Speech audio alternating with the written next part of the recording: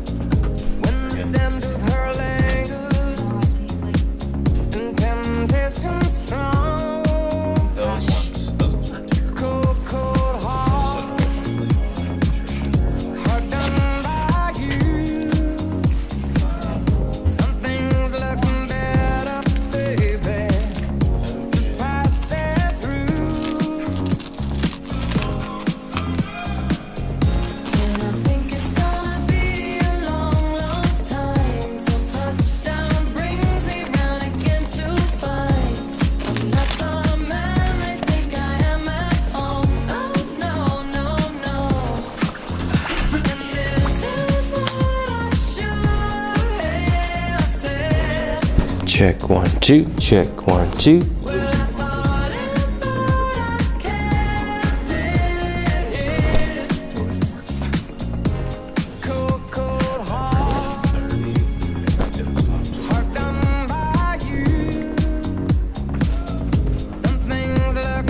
Hey, check 1 2 3. Good morning 1 2 3. Check 1 2 3. Check 1 2 3. Check 1 2 3. Check 1 2.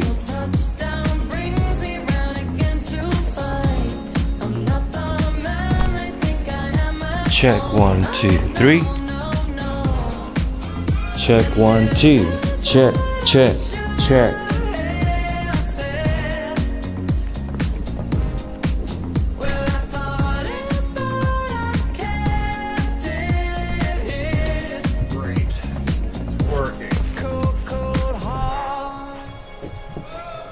Heart done by you.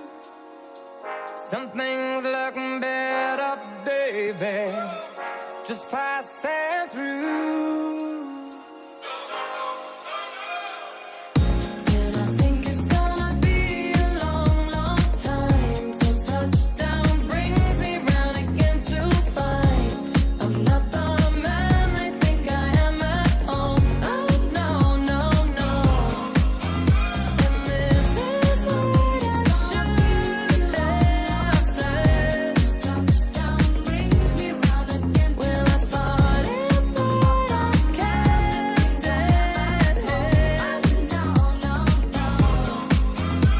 Check 1 2.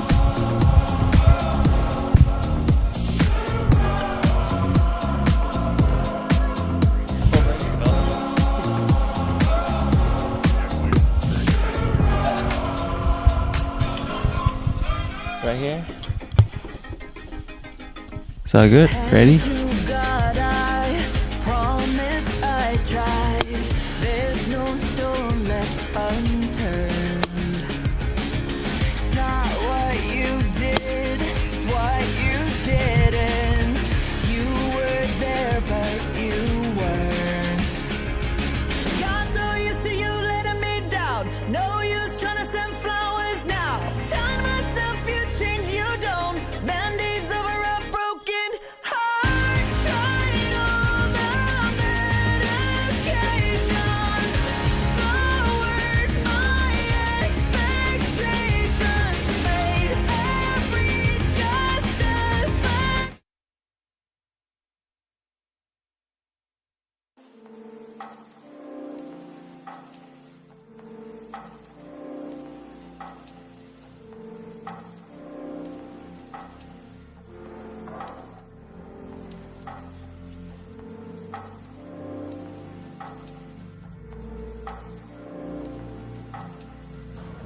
I know you understand me. I know you understand me.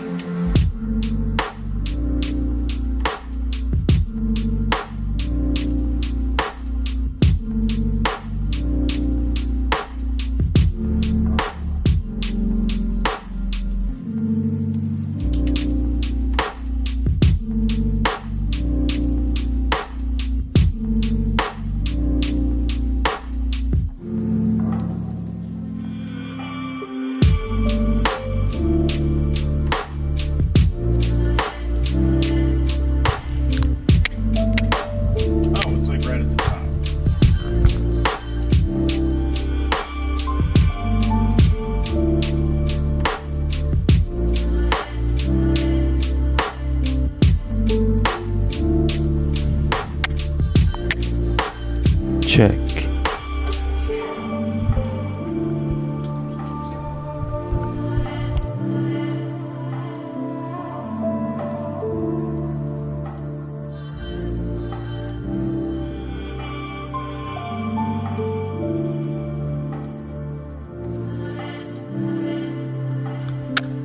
Check 1 2.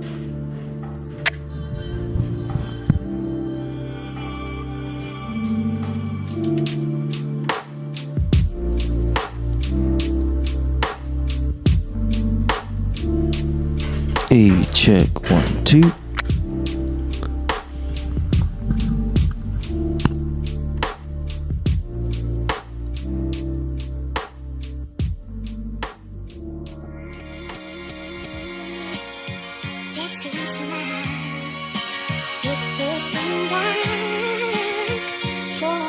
Check 1 2.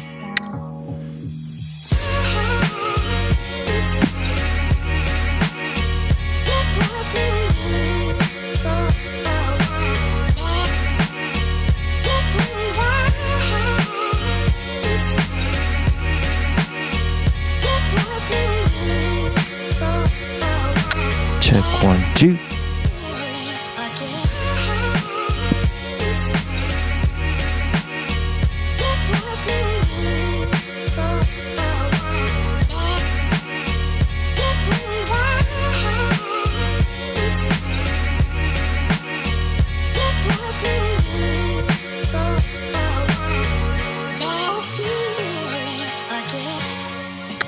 Check 1 2. Since we departed, but I can't forget you because I'm still broken hearted. And if I could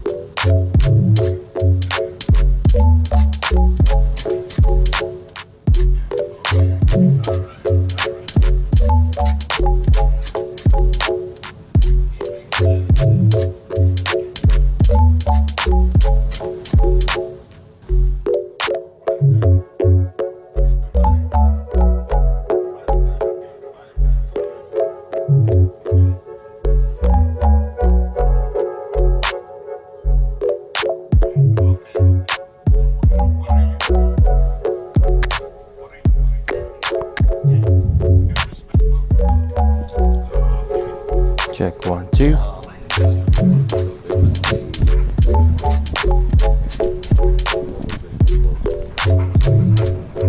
Check 1 2. Check 1 2.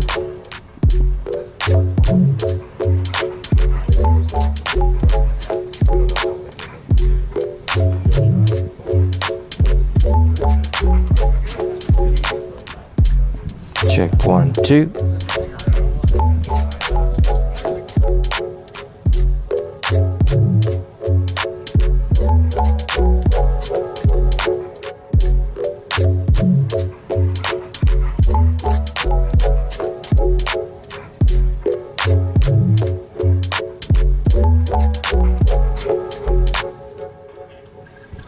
Check 1 2.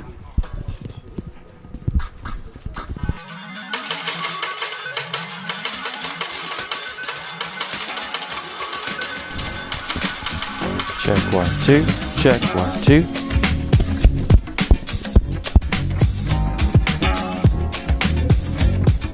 Check 1 2. Check 1 2.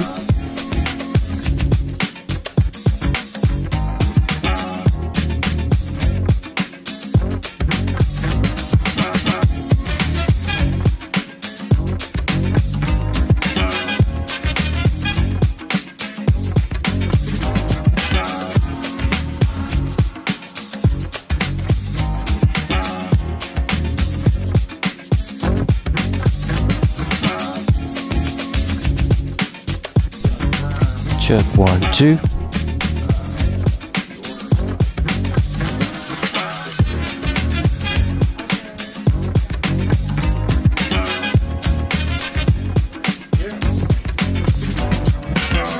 Check 1 2. Check 1 2.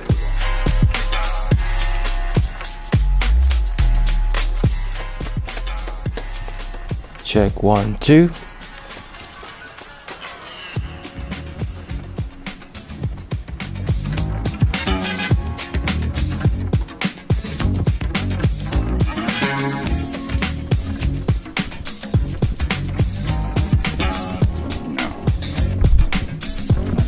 Good morning, check 1 2.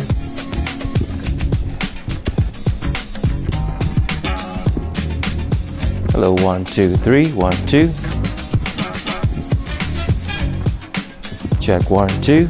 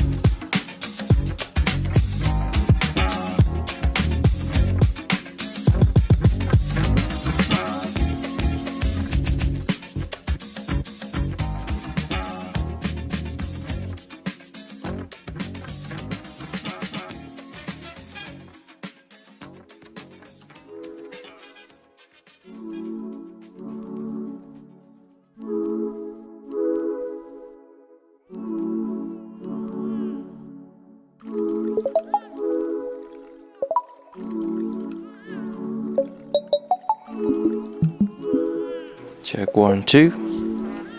Check 1 2.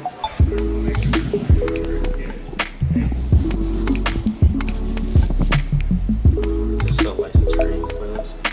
Yeah. Check 1 2.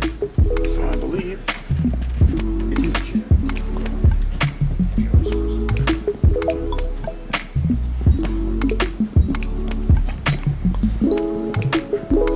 Hey, 1 2 3. Check 1 2. Check.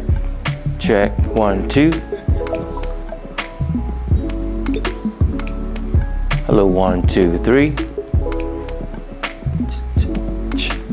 Check 1 2.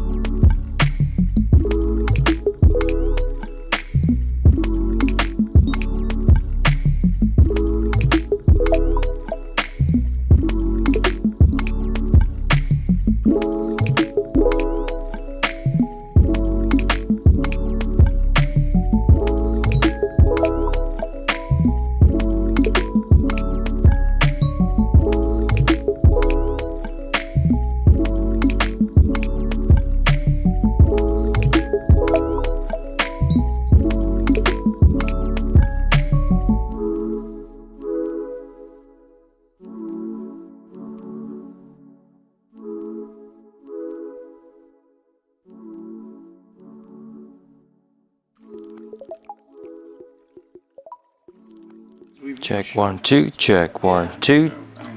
Check. Check. Check 1 2.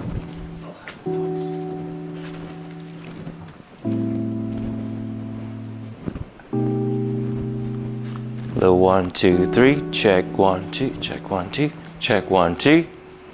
Good morning 1 2 3. Check 1 2. Check 1 2.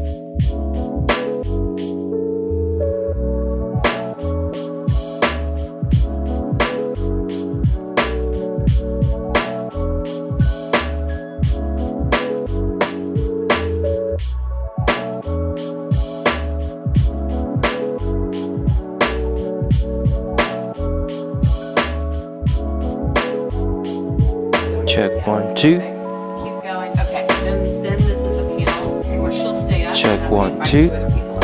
Okay. And then just Then she- Check 1 2. Nobody else has it, but that big stat slide, you know, the ones with all the statistics.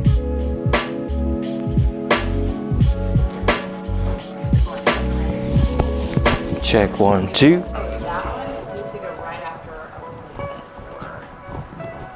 Hello, 1, 2, 3, 1, 2, check 1, 2. Good morning, 1, 2, 3, 1, 2, check 1, 2. You need help?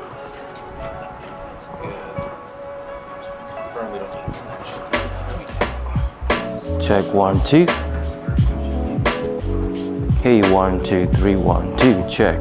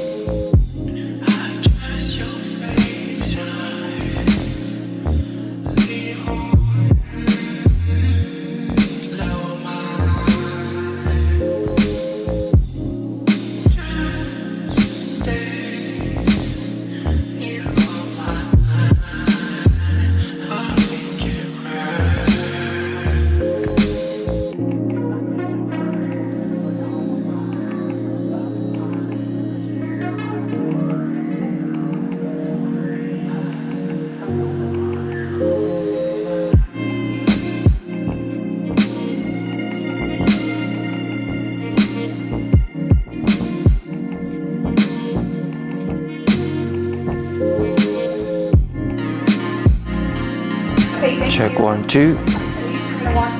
Yep. Hopefully this is now correct. Hello, 1, 2, 3, check.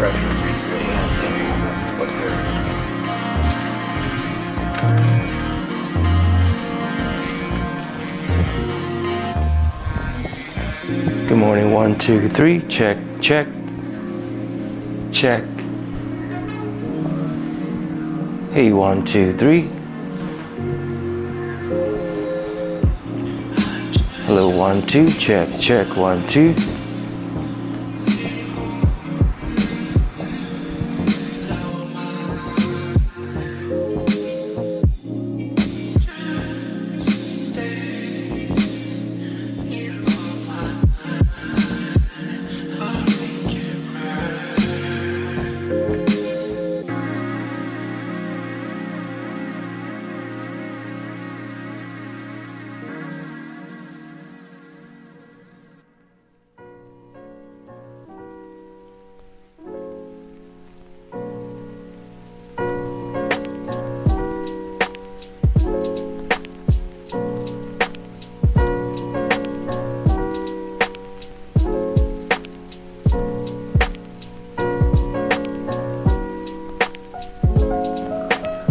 Check 1, 2, check, check.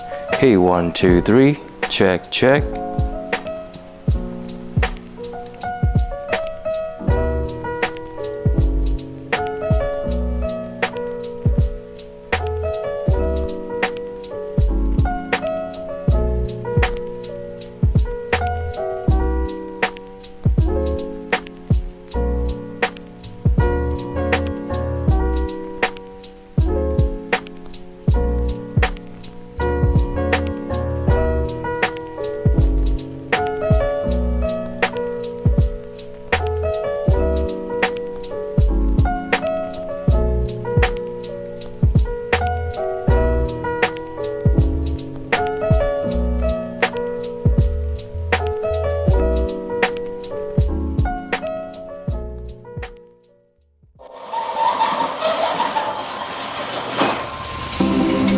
I started Bikes and Hikes a little bit over 10 years ago. We're a fixture in West Hollywood, especially my son Ante, who's 3 years old, loves running around helping the mechanics.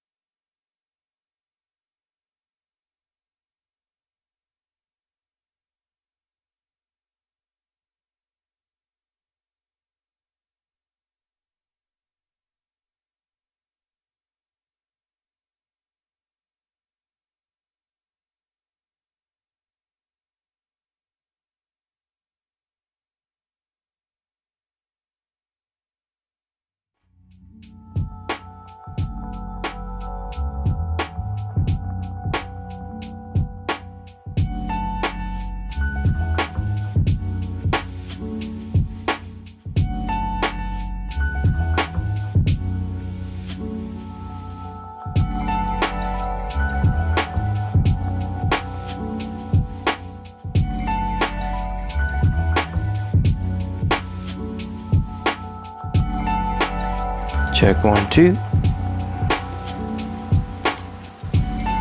Check 1 2. Check.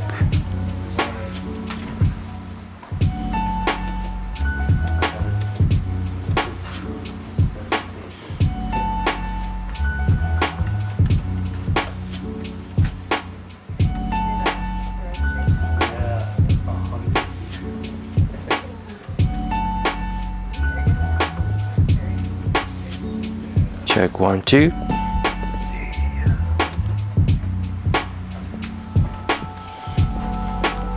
Hey, check 1 2 1 2.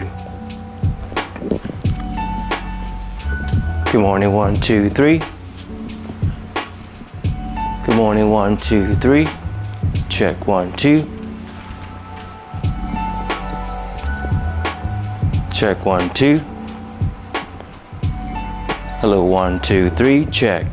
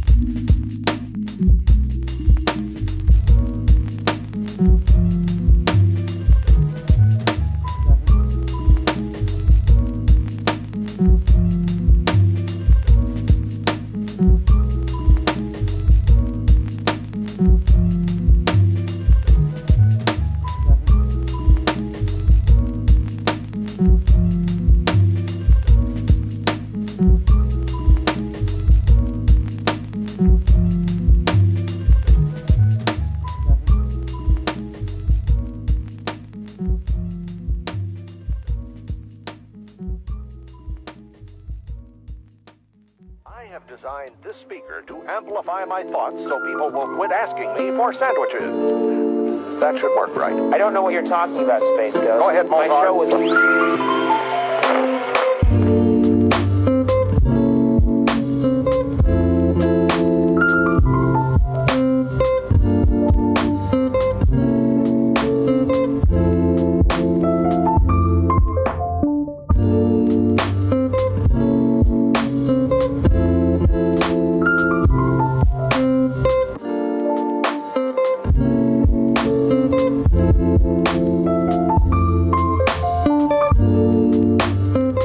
Yeah, we poked you with sticks till you fell down. Remember? You sure I didn't harness the power of the sun? No, it's definitely sticks. Beaten with sticks. All right, go get 'em.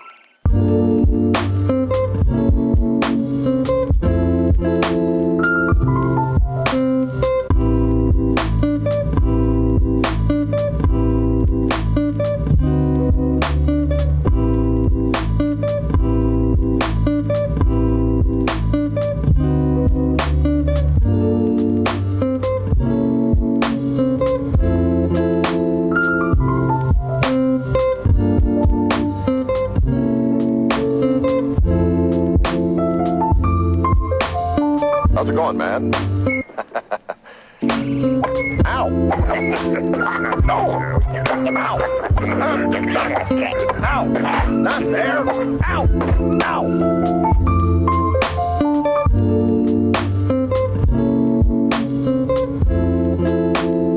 Are you still here?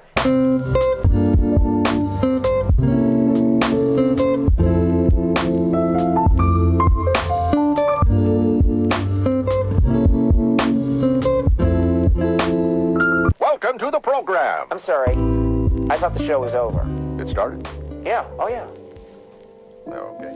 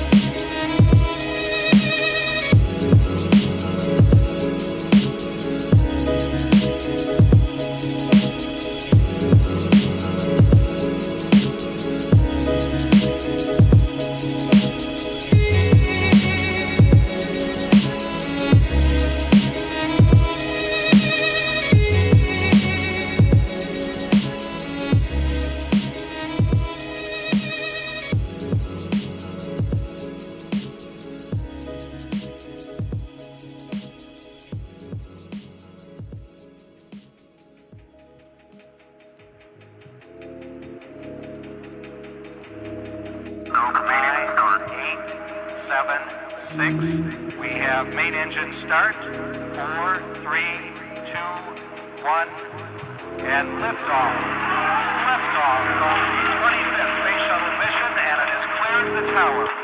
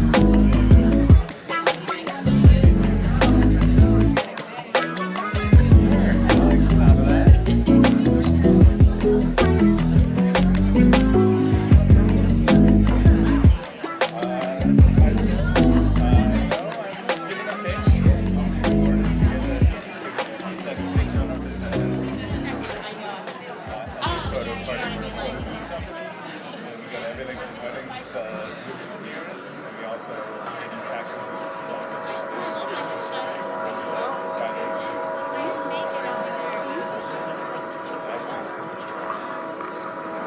Well, it's so much light, right? I hope so. It's so clear.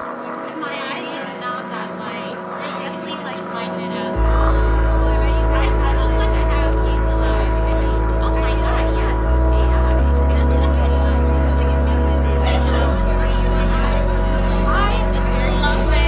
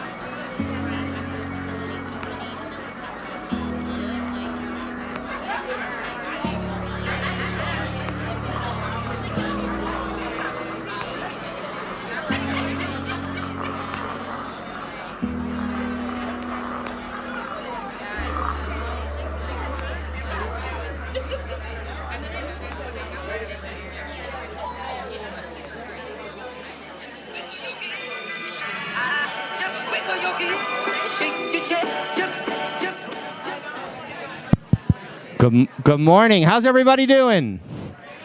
Good morning. How's everybody doing? They sent the shy guy up here to say good morning to everybody. So let's try that one more time. How's everybody doing? Are we excited? Are we at Google? All right, just so Google it.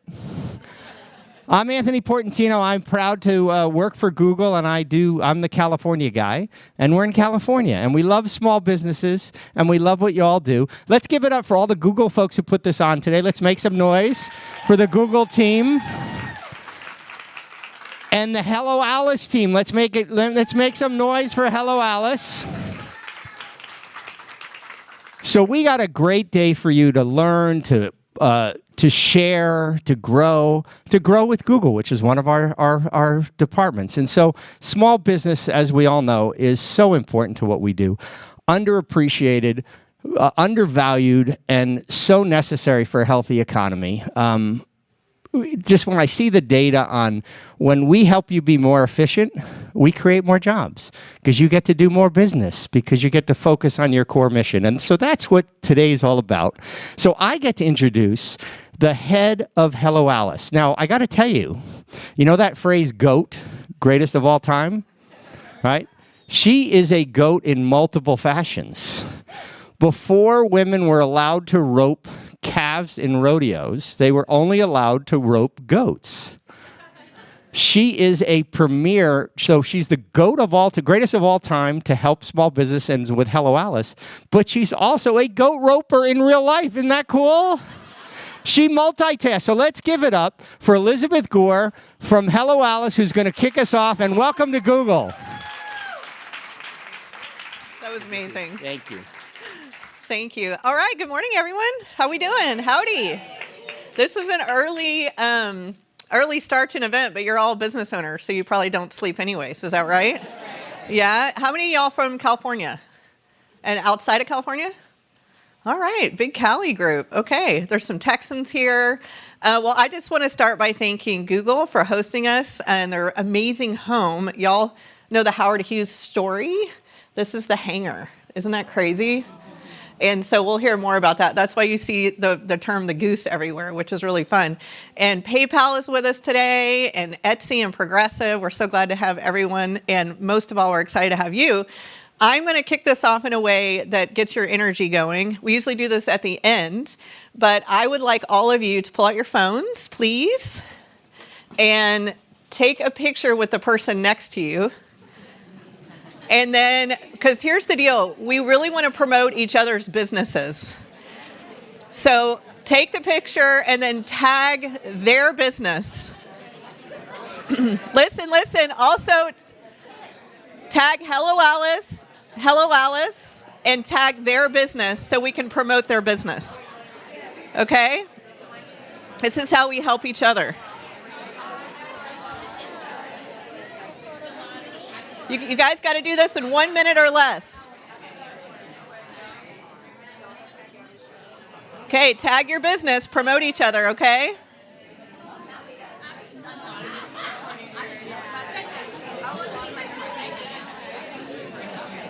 You guys have to buddy with each other.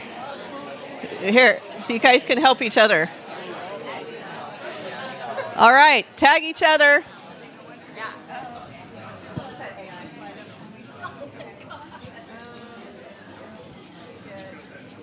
Oh, you got it.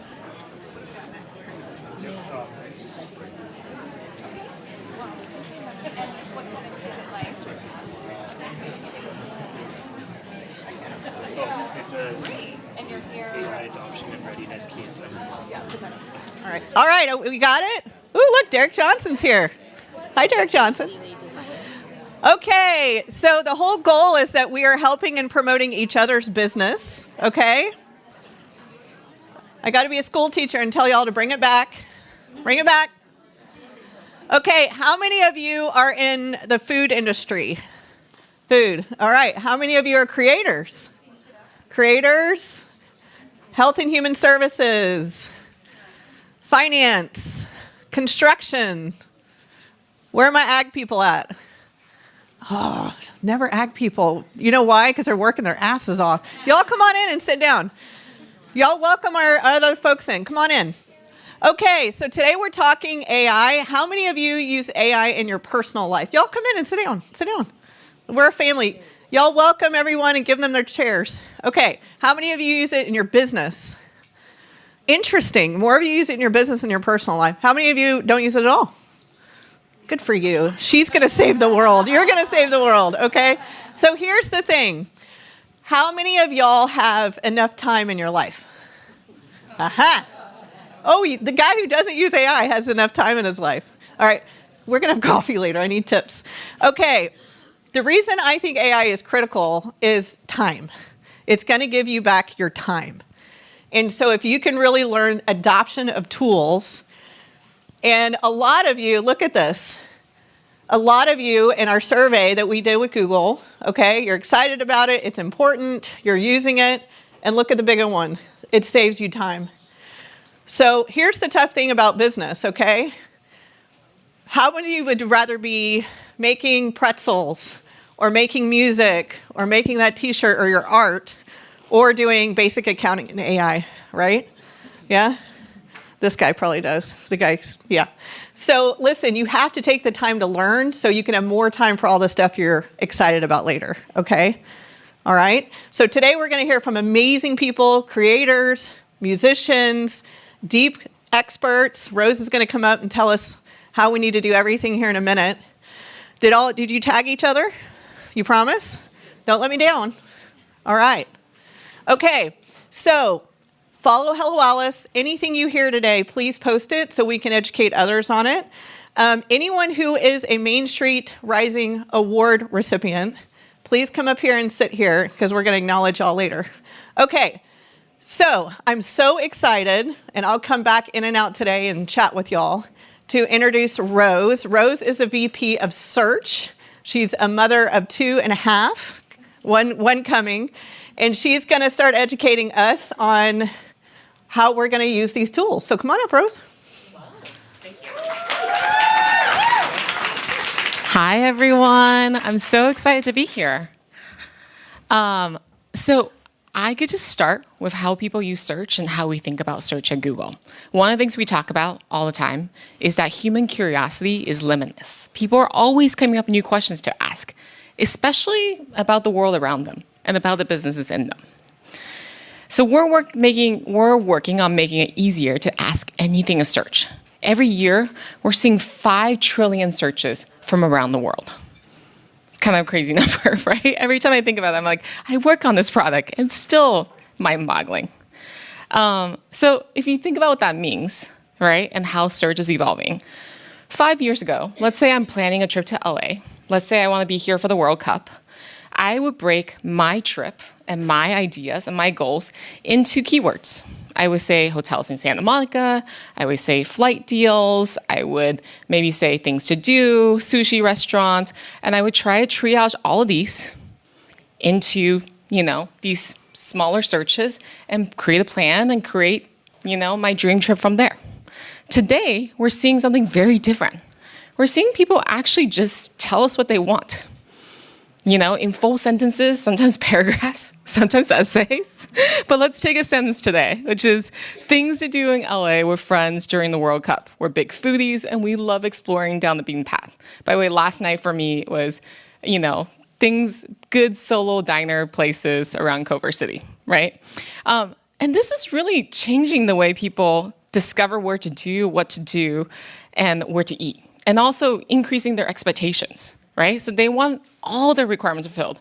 I am vegan, I am gluten-free, I'm coming with my kids, I need outdoor dining because I do not want them disturbing the rest of you guys, having a nice night with your friends, et cetera, right? And so, let me see. The magic in how we do this, can you guys see? For some reason, the slides went away. Is it there? Okay, I'm gonna keep talking. So the magic in how we do this is a product called AI Mode. Hopefully you guys have used it, right? What it does is that it takes all these very complicated questions and break it down into different components. So think about it as Google doing the Googling for you, right?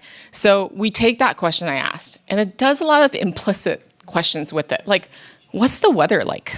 Okay, flights. I should search a bunch of different flights across a bunch of different dates to actually see what the best prices are.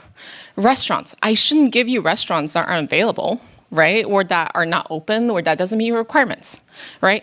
And then we really stitch together a response that actually shows the user what they want to know, right? And when we start that conversation, I would say this is another critical difference. We're expecting to engage with the user even more. So we might not get it right the first time completely, where you might have new ideas as you get that answer. You're like, ooh, that looks good, but actually I would love to do a hike. What does that look like, right? Is there a restaurant nearby? And you can imagine that conversation you will have with Google in this moment. The key to this magic is something called knowledge graph. So this is billions of verified facts layered onto the web's richest content. Local reviews and videos, real-time pricing and availability from our partners, from our SMBs, and geographical data from Google Maps. We're also increasingly bringing personalized context when you opt in from previous searches to your Gmail. So what restaurants do you normally go to, right? Have you booked there before, right? Do you always travel with United generally, or Southwest, right? Taking those preferences into account so we can make your answer even more tailored, even more interesting. So really thinking about having an awesome partner who really knows you to help you plan your ventures, right? And finally, we're starting to think about what it means to have agents that really go out on the web into the ecosystem and take care of some of the grunt work. Because everyone loves dreaming, but no one really loves making spreadsheets, right? So thinking about what that looks like, or making phone calls to 1 million places to get availability, right? Thinking about what it means to take AI to the next level and truly be helpful to you, right? And a lot of these things that I'm talking about, you'll see the same concepts as we talk about AI tools for SMBs. Okay, so our original query, what to do in LA with friends during the World Cup. We're big foodies, we like exploring off the beaten path. AI mode immediately crafts a tailored response for that vibe. It maps out fan zones, watch parties, dives deep into those more off the beaten path neighborhoods that mostly only locals know about. I'm sorry, locals, if we end up flooding some of your favorite places, right? And now, the best part, as we talked about, right, really making this custom to you, you can also just say, great, I like that. Why don't you plan me a 4-day itinerary from June 12th to 15th? We're soccer fans, we want to experience a sporting event, we want to have time to explore and eat food. It'll put it into a custom itinerary for your trip. You can continue asking questions, curate it, customize it, co-create with the AI. And like, let's say my group decides that we want to do a bike tour. So at that point, we'll pull up the local favorites, which is Bike and Hikes LA. And this really matters because as people are asking these more specific questions and planning deeper conversations with us, it's another opportunity to place your business directly in front of high intent travelers and locals at the moment they really need it, when they're ready to explore. The businesses in this room are really what makes LA amazing. And we're excited to help you guys tell your story. Okay, with that, I think you guys should hear from someone directly.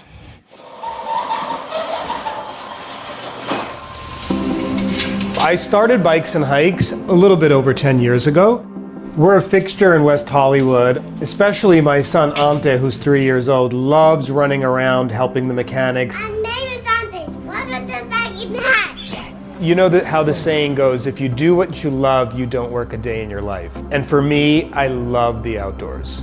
Our motto, experience LA, don't drive past it. I mean, I think it should go without saying with the name of our company, but LA is the perfect place to go biking and hiking.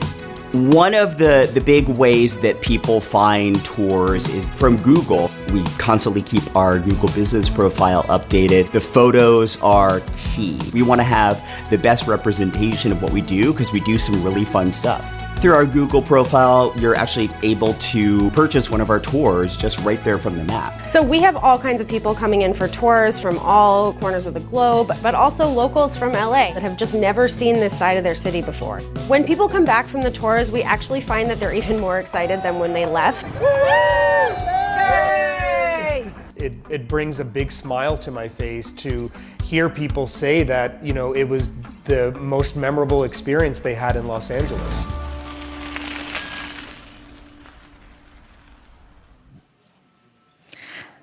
Awesome. So really excited to talk more throughout the day. And then I just want to highlight something. For a limited time, we have a newly launched AI professional certificate for free for our SMBs with this link, which you can take a picture of, we'll probably also send out. So that way, a lot of things I talked about, like how to co-create, how to get out the grunt work, how to think about building custom agents and things like that, you can use to run your business and to use AI to sharpen your strategy and help tackle that repetitive part of your day. So you can have more happy customers who are actually going on bikes. Okay, thanks.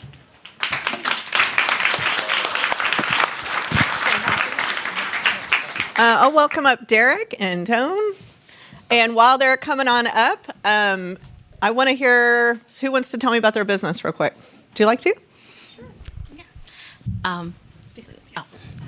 Hi, everybody. My name is Valeria, and I have an Islamic gift shop in Irvine, California. And it's called the Noor Company, and it is a curated collection of products made by Muslim women small businesses. Awesome. Thank you. And how do people find you? Google. What's your website or Instagram? Our Instagram is the Noor Company LLC. That is our tag. And then NOUR Company. LLC. Awesome, thank you. Thank you. All right. I got to give this guy a quick hug. Hi. Hello there. All right. I'm so excited to dig a little bit deeper. Huge honor today to have Derek Johnson, the head of NAACP. Hello Alice and NAACP have been deep partners for a very long time. They are actually an equity owner in Hello Alice. And this week, it's crazy that Derek's here because it's the Image Awards here in LA. So we're honored to have him. And Don Liu is the chief, and it's so perfect what we just saw because he's the chief tourism officer and counting on all the small businesses, right? In this city. So excited to have y'all here. Derek, we'll just start with you. Thanks for making it over. It's a big, just give us a quick play-by-play of what's going on this week. Good morning. Is this on? So NAACP, some of you may be aware, we're the oldest civil rights and largest civil rights organization in the country, 117 years old. This week is Image Awards Week. This is where we honor individuals in the entertainment industry who actually lean into the culture and present a quality product. We believe that art is advocacy, and how we are seen on screen is how we're treated in public policy in streets. And so we started on Monday with a golf tournament, and we began to announce winners in over 60 plus categories. The live televised show will be Saturday night on CBS, BET, but it really is an opportunity to celebrate the culture. And the culture for us is not only Black culture, it's American culture. Thank you. And we'll just keep going. You all have a pretty major commitment both to small business owners that you're going to talk about a little later today. But give us a quick, what do you think about AI adoption in the Black-owned small business community? I'm still learning AI, right?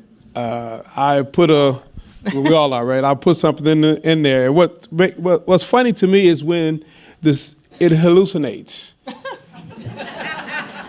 It's hilarious, right? Is that a you problem, Derek, or is that? I think the more the technology is perfected, the less it would do it. So it's fun in early adoption to watch how it kind of string along logic that's not there. I have a few friends, I'm a lawyer, who tried to use it to do a case briefing.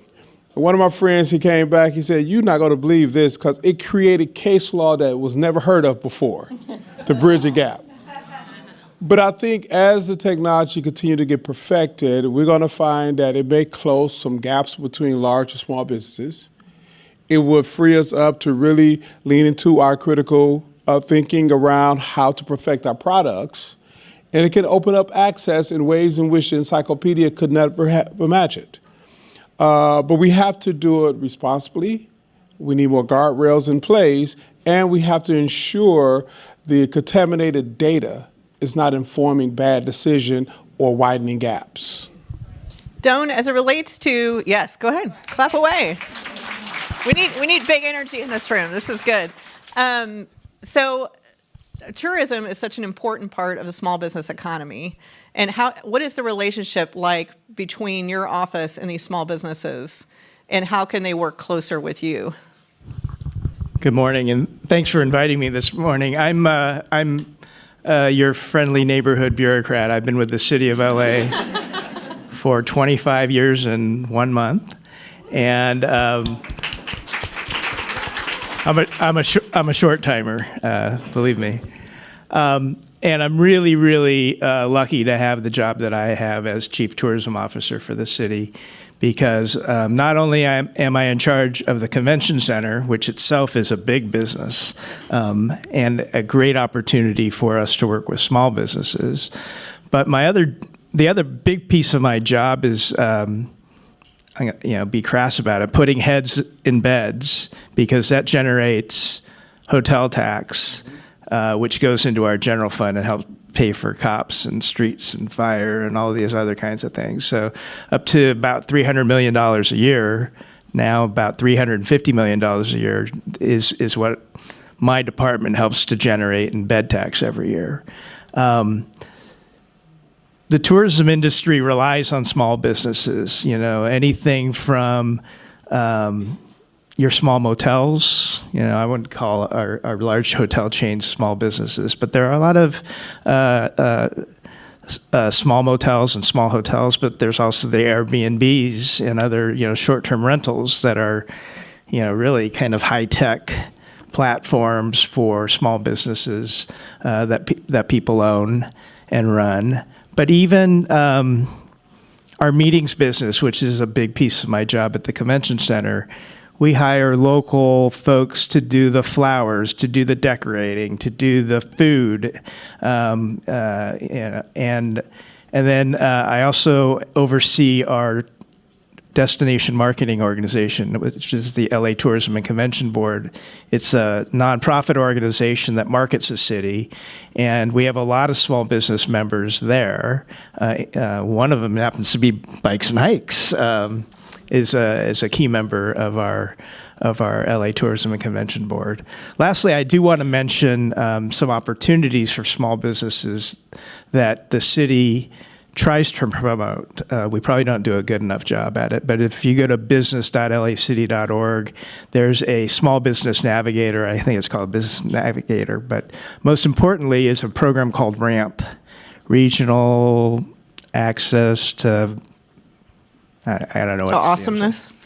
Something about procurement. The P is procurement, but that's the best opportunity for small businesses to see how they can provide goods and services to the city of LA, all of our programs and all of our departments. And so I encourage you, there's a process, so that's why you go to the Small Business Navigator. You need to be qualified it helps to be qualified as a small business enterprise, MeBe, Weebie, DB kind of opportunities there. But if you go to that website, it's a great opportunity. The other thing that I'm closely that I work with closely is the major events that are coming to Los Angeles. We just had the NBA All-Star last couple of weeks ago, but we've of course got FIFA World Cup coming up. 8 matches at SoFi.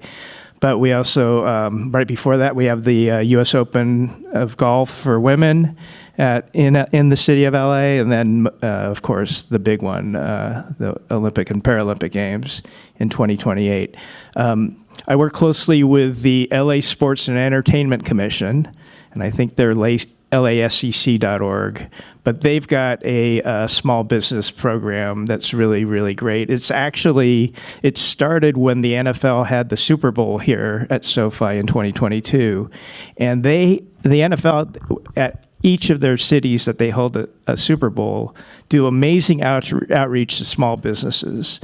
And we saw what they were doing here in LA in 22, and we asked if we could keep it. And it's been a legacy from the I forgot what number Super Bowl that was. But we kept that program at LA Sports and Entertainment Commission, and it's been a really great opportunity. Businesses are pre-qualified. I think there's over 400 on the list now. And anytime there's a major sporting event, or even small events, we make sure that the promoters and event planners take a look at our local small businesses. So sorry I appreciate that. So really important, y'all, to get registered on those different websites, get those contracts. They tend to be legacy contracts too. They'll last, which is great cash flow for y'all. Rose, I want to come back to you, and I want to go back to your search hat. Yeah. And what is the number one thing small business owners should do to ensure that that they are being searched appropriately?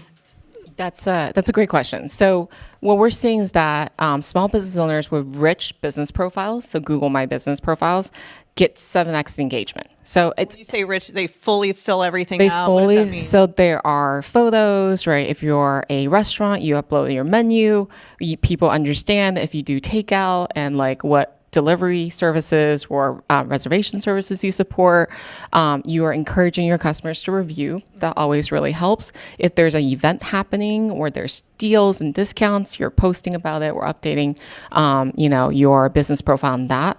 This is how people make decisions, right? So as we look at recommendations that Google's giving for whatever the user question is, they're usually given, 3 to 4 different businesses to compare, and that's how they decide. And when they have more information, when they really understand not just where's your business located and what's your phone number, but like, what's the vibe of your business? How do people feel when they eat here, when they do something here, when you perform a service for them, right? That's when they choose you. So that's my encouragement. And there are a lot of AI tools to make that easier and more helpful, right? Which I think we'll talk about today as well. Yeah, absolutely. And then Derek, I want to round out with you. Leading the witness a little bit, but we Hello Alice NAACP, we're partnering significantly on AI seminars, grants, and different programs. Do you want to mention that just for a minute? You just did. Well, but it's y'all's commitment. It's a lot of work. Is opening up this space for what I call middle black America. Much of these conversations are happening on the coastline. But majority of African Americans live in the southeast region, former Confederate states, over 52%. And a lot of these conversations are not taking place there. Outside of Atlanta, really not taking place there. And so part of our partnership is how do we open up knowledge around all of the technology and the innovation so small businesses in those areas can grow their business. In fact, if you think about that same region of the country, there's so much in local government and county government where technology and AI can remove and demystify some of the access points for so many people. Our job in this space is to close equity gaps, open up opportunity, and to ensure tech innovators can have an on-ramp into the conversation. Because up to this point, it's a very narrow road for the on-ramp. That's why we established a VC fund, and we're looking at companies who are closing equity gaps. At the exact same time, supporting VC fund managers from our community to ensure they have the capital to begin to accelerate in this space. We have so much to offer in this country, and we need to open up the spigot so more of our citizens can participate as opposed to a small slither of the nation. Awesome. Yeah, right? It's exciting.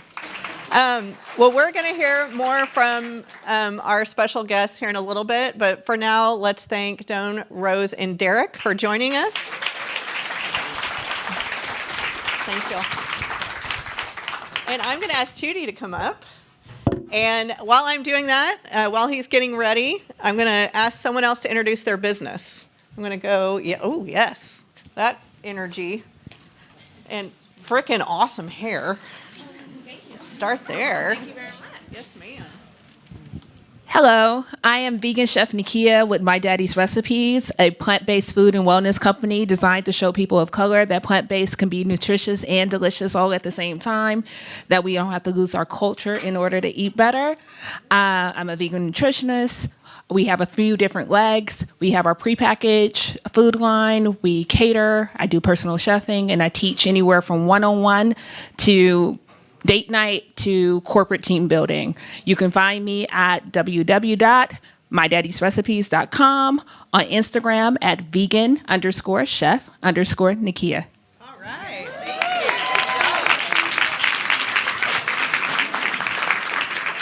you. Okay, y'all get ready to get inspired. Chudy, take it away.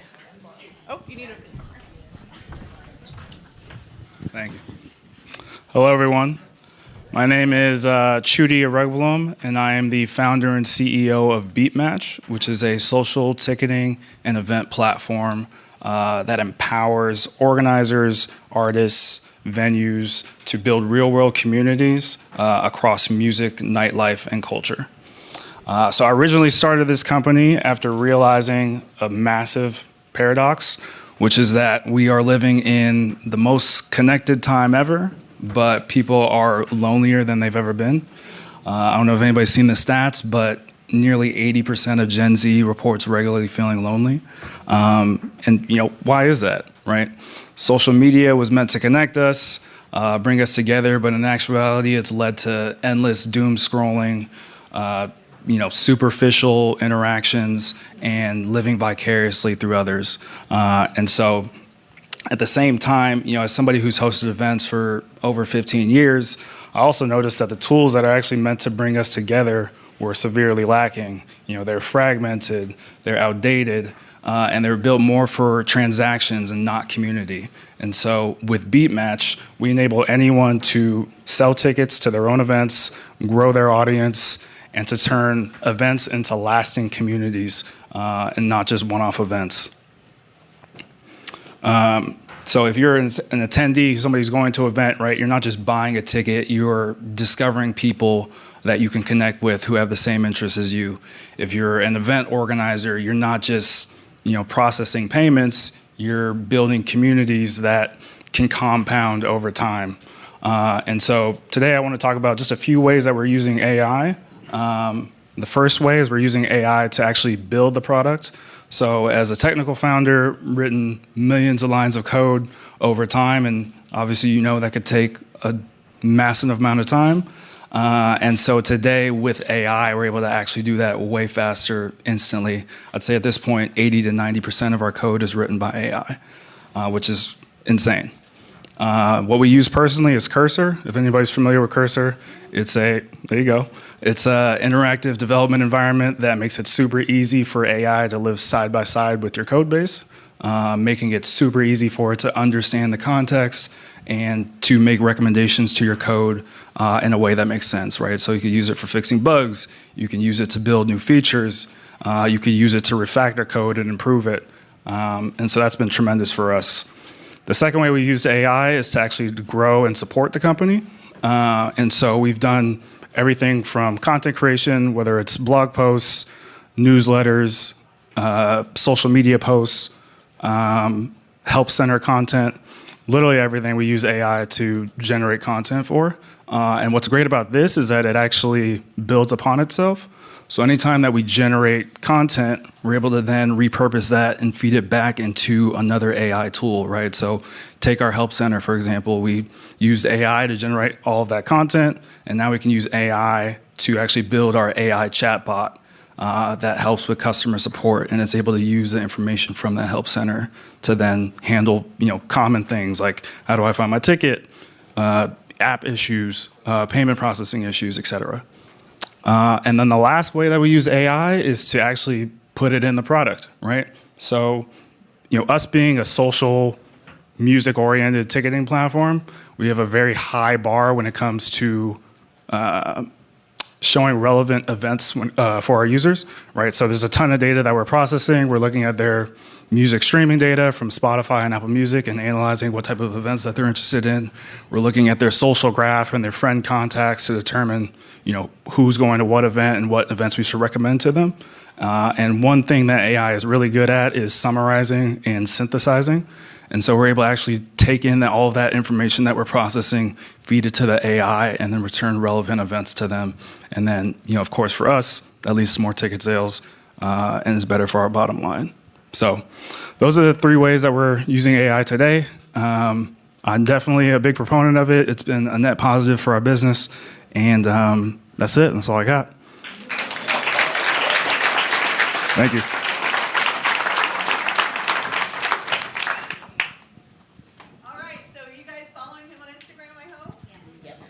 Please do. Don't let me down. Good job, buddy. Thank you. Awesome innovation. Okay, we are going to welcome up our creator panel. Y'all come on up, and while we're doing, and I'll introduce you. Come on up, and Wendy, come on up. Okay, who wants to introduce their business? Yes, ma'am. Hi, my name is Ria Daga, and I'm the founder of P1 Skincare, and it's a 3-step under 1-minute skincare routine where you don't need a sink or your fingers to touch your face. So it's facial wipes, a facial mist, and then a facial moisturizing stick. And I came up with the idea of racing cars. So this is the stick, and then we have a mist and all as well.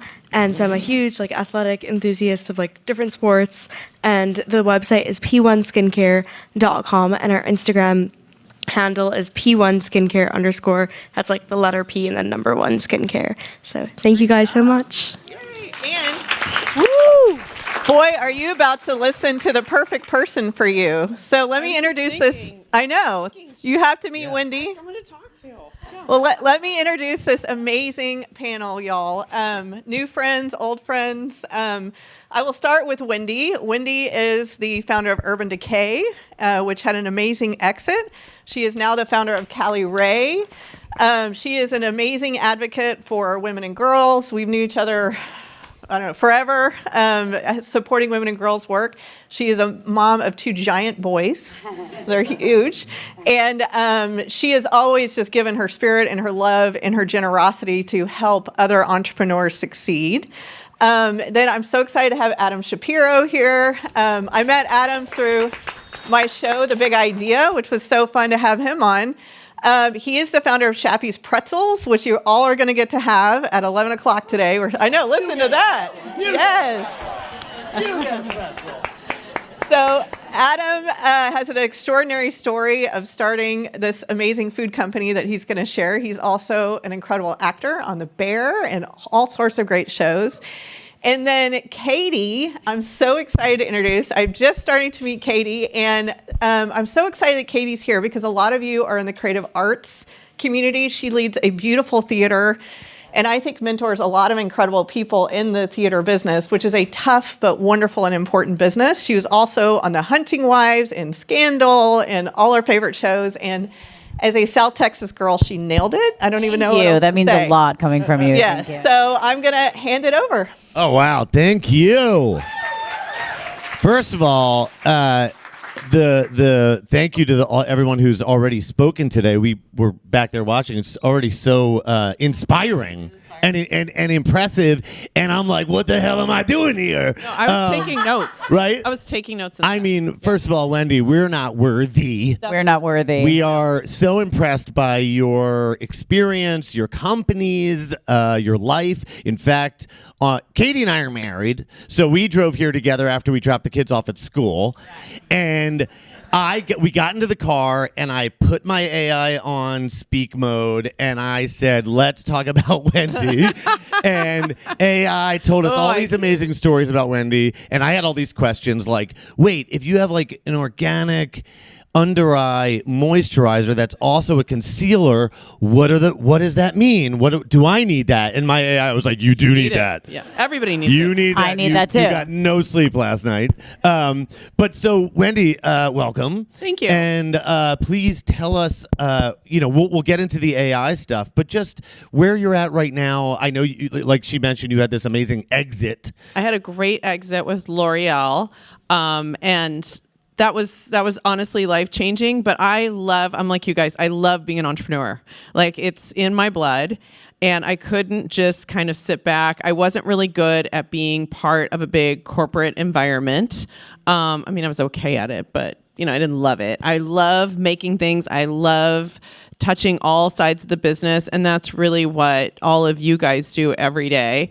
And I love thinking about my customer, and so to me, I just needed to dive back into and I know beauty. That's what I know. I'm also from Texas, so it's in my blood.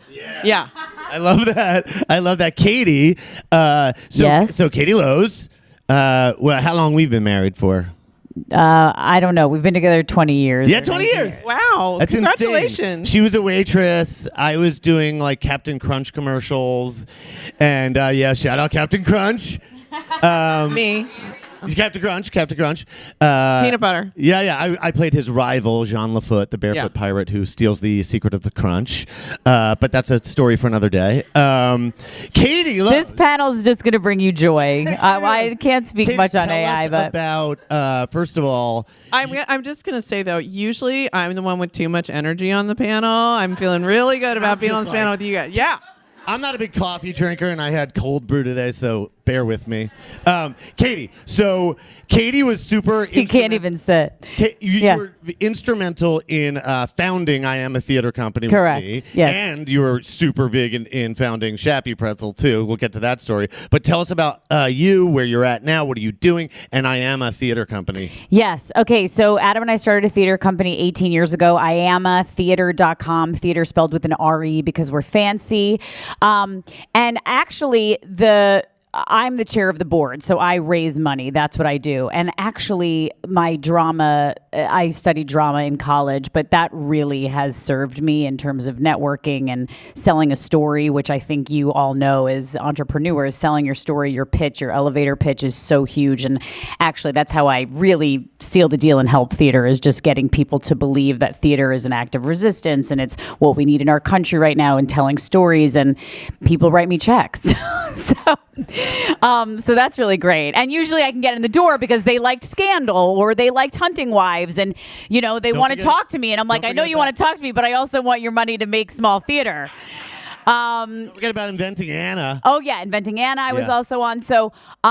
Yeah, what else was I saying? I'm not good at robots, but I did have a massage from a robot yesterday for Adam's birthday. That's what he wanted. He's into computers. But I married someone who's super into AI. So he's going to carry me along to the future, because I do realize how important it is and how beneficial it is to save our time and energy to do the creative things that I love to do. Nice, Katie.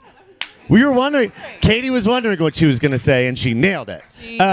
So I'll just introduce myself briefly. Adam Shapiro. I'm an actor. Katie and I have been actors for now like 20, 25 years or whatever. But during the pandemic, Katie was pregnant with our second baby, Vera. Albie was 2, and we were in lockdown. And I was like, man, I would love to learn how to make the soft pretzel I grew up with in Philly. If anybody here has had any experience in Philadelphia, you know the pretzel I'm talking about. It's a very specific soft pretzel, and it's not available anywhere outside of maybe the tri-state area there or Philly. And so my 2-year-old and I started experimenting in the kitchen. Took me a few months to kind of make a recipe that I was like, oh man, you were my taste tester. Yeah, I was like, holy shit, he figured it out. Yeah, and we figured it out. And then just long story short, whenever Kelly Ripa goes on vacation, they hire Katie to be like her substitute on the morning show with Seacrest.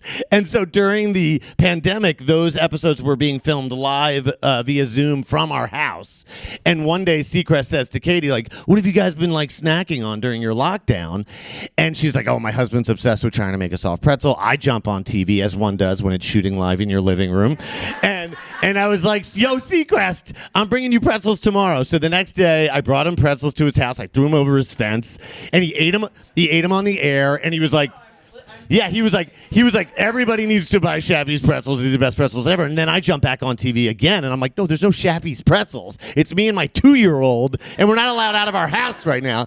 But then you guys started interviewing like whatever the celebrity was that day. Yeah, and you did get shappypretzel.com. And I went and got the shappypretzel.com and the Instagram really quickly. Yep. And I just made a one-page website super quick that just said, yo, your Mall's pretzel can go fuck itself. Shappy Pretzel's here. And it had the Eagles schedule on it. You got to have the Eagles schedule on the website. So that's how Shappy Pretzel started. I'm in Texas. Go Cowboys. So. Okay. I'll be in the middle. I don't know about sports. And for those of you who've been watching football for the last 20 years, the Dallas Cowboys are also a football team. Yeah. Okay, all right, you guys, we have like 10 minutes for this panel. I'm also going to stop. They were once very successful. Okay, so very, very successful. The thing about the point of yours, I think, is he started this company, and because it was so authentically him and what he cares about, Katie, bring it home. and his personality, and I can say this because I am with him for 20 years, but it was so authentic. Like everything came easy, like the website, the tagline, his elevator pitch, all these things were falling into place. And then all of a sudden he's the pretzel underneath everybody's chair at the Oscars. We're making 5,000 pretzels, and all of the big directors we would love to work with are like literally eating his pretzel. We thought we were going to be at the Oscars as actors. We weren't. We were there at the Oscars as pretzel king and queen. Yeah. You can Google that. Freaking image. Katie. But anyway, I think our panel is so much about creativity, authenticity, and selling yourself, and also AI. So Wendy, I'm going to start with you. We're just getting started. Oh God! All right, the panel begins now. And how are you using AI? Are you using it to customize the customer experience? Are you using it to fill holes in your company or to take responsibilities away from other people? How do you use it? So I'm not trying to take responsibilities away from any people. It's still a high-touch business because it's makeup, you're putting it on your face, and it's a really interesting business because it sort of has to work like a packaged good, work as good as your Tide Pods. You want to buy it over and over, but it has to speak to your soul. It's a piece of art that sits on your counter, so you have to merge those two things. And I think you have to be really careful where you put the AI in and where you don't. So where I use it is package design. So I want to design something. I go in, and instead of paying a designer to CAD render what the package might look like in a bunch of different colors or a bunch of different styles, I just ask AI to do it. And it's great. I get spit out like 20 different versions, and I can better evaluate where I need to go. And then I can like go deeper with a designer, get a CAD design, but I know exactly That's where so I'm going. great. So when you're meeting with a designer, you already have a good. Yes, I already have an idea, and I can just try a lot of things I wouldn't have made maybe as a small business, because I'm a small business again. I got a budget to hold to, and so maybe I couldn't afford to ask that designer to do all those different iterations for packaging on your food or whatever it is. So you just want to be able to like have as many options as your creative brain can come up with and not be hindered by a budget. And so AI helps me with that. The other thing is, I know Rose was up here talking about building a rich profile, right? Well, you can build a rich profile, but you can't go on and on and on and on and on. People won't get through all those paragraphs. I can tell you they love bullet points, right? They love the points. So what I also use AI for is like I'm at Sephora, right? So I'm on Sephora.com, and they give me like, you have 90 characters to describe your product. So I'll put in all the keywords, and I'll be like, write me a sentence that has all these different words and sounds fun, or I give it a vibe, and it writes that for me. It used to cost me a ton to hire a copywriter to do that, or my time to sit and do it. Now AI just spits it out. I have to kind of go through, because sometimes it's awkward and dorky. So you have to go in and like fix it, make it cool, make it your voice. But I use it for task-based things. I haven't switched over my customer service because I don't like to talk to a bot. It doesn't make me happy. So I still hire real people to answer the phone, answer the chats, do all of that. But thank you. But okay, real people. Yeah, real people. So I'm just using it as a little, I use it for tasks, like I give it tasks to do. I was really intrigued about I think it was BeatSource. I'm like, that's interesting to have it working alongside your code. Like that for my website could be super interesting. That might be another way I start to use it. So I love that. I think as an actor, Katie would agree, I got used to wearing lots of hats, right? Like when you start out and you're a baby actor, you're everything. You're the CEO, you're your PR person, you're your agent, your manager, you do your business manager, everything, right? And so as you become more successful as an actor, you can offload those things. Like now I have an agent, now I have a business manager, now I have a lawyer, right? So I don't have to handle all those things myself. The same I'm noticing with Shappy Pretzel. It started with just me and my 2-year-old, and then all of a sudden we had another employee and another one and another one. And one of the things I love about using AI is that I can the people I can't afford to have as an employee at my company, I love using AI for, right? And so AI has become my everyday assistant, right? I just can't afford to have somebody like every hour of the day. So I talk to AI and tell it everything, right? And one of the things I like doing, and when I talk to my AI, it is learning my voice. So I talk to it like how I would normally talk. And so now I don't have money to like have someone like answer phones, right? In fact, Shappy Pretzel doesn't even have a phone number right now. It's just email and Instagram. But I have a chat on my website now that speaks in exactly my voice. It's unbelievable because it's gotten to know me so well. I was really worried about that part because I'm like, so much of Shappy Pretzel is the vibe. You said it yourself, like the vibe. And I think it's amazing how quickly AI has picked up on the Shappy Pretzel vibe. When I created my own sort of AI, what would you call it? Like my own like sort of AI platform. I forget what the word is, but I said, look at all my Instagrams, look at all of my website, and here's 6,000 articles about Shappy Pretzel. Read everything and really get to know my vibe. And now it knows all that stuff. So even when I'm talking to my chat about something like, for example, for you, it's always relating it back to the pretzel business. It's really interesting, and to acting. It's really fascinating. Katie, as an actor, what are you hearing about actors using AI? Well, we use it a lot. I mean, because we have to make our own auditions now at this point. So you can have AI Self-tapes. to make a self-tape to be the other actor on the other side. I don't do that. I am Katie likes to have a real person on the I'm other an side of the old audition. school. I'm old school. You're gonna help me with that. Yes, but also, oh no, we don't audition with each other because No. we'd be divorced. Because we like being married to each other. Yeah, we can't do that. We like staying married. Yeah, correct. But the other thing you use AI for, I'm going to comment on you that I think is really great. He's amazing at graphic design. If you see his Instagram account, Shappy Pretzel is freaking incredible. It's a good follow. His marketing skills are bananas good. But like, for example, all of the shows that you cater Shappy Pretzels to that got nominated for Emmys, it would have taken you 1 million hours to take every graphic from Abbott Elementary, because it's a Philly show and Philly pretzels are always on set there, or this show, Jimmy Kimmel, to take the graphic from each TV show and make it into one postable image. But you had AI take a picture from each show and make it into one image that you blasted out. Just looked so impressive. You're like, here's every Emmy-nominated show this season that Shappy Pretzel's And it been was a part like of. 15 different shows. And I remember doing something similar about 4 years ago. And it took me like 45 minutes to like get everyone's logos and research them and then make the image to post. This time, not only did it graphic design the post with every show's logo in the style that I like to post in, but I didn't even have to tell it which shows to find logos for, because it already knows what shows I've catered for, because I tell it everything and I fill it in on our business. So I just said, hey, chat, every show we've catered for that is nominated for an Emmy this year, find the logos and put it into a post that celebrates the fact that we got to cater a bunch of, and it did the whole thing in 2 seconds, and it saves me so much time. So I love AI. I love for having a second brain and being able to dump things and remember things with AI.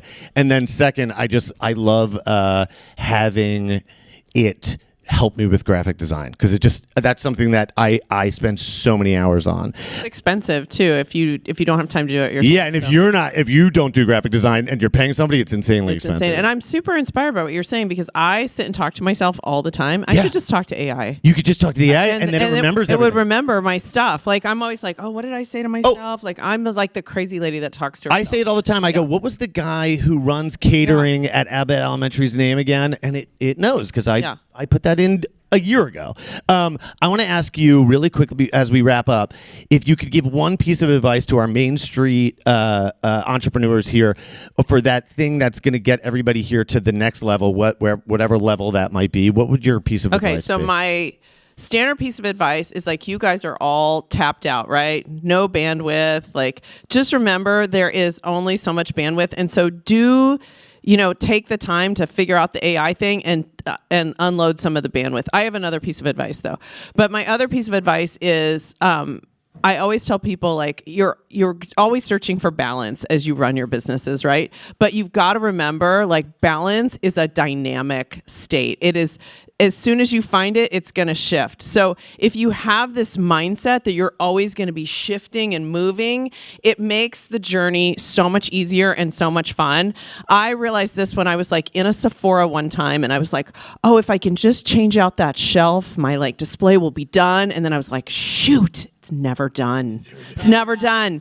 So if you just remember, like, the balance is dynamic and you're never done, the journey's just going to be glorious. I love that advice. I love that advice. I think about that all the time. Yeah, seriously.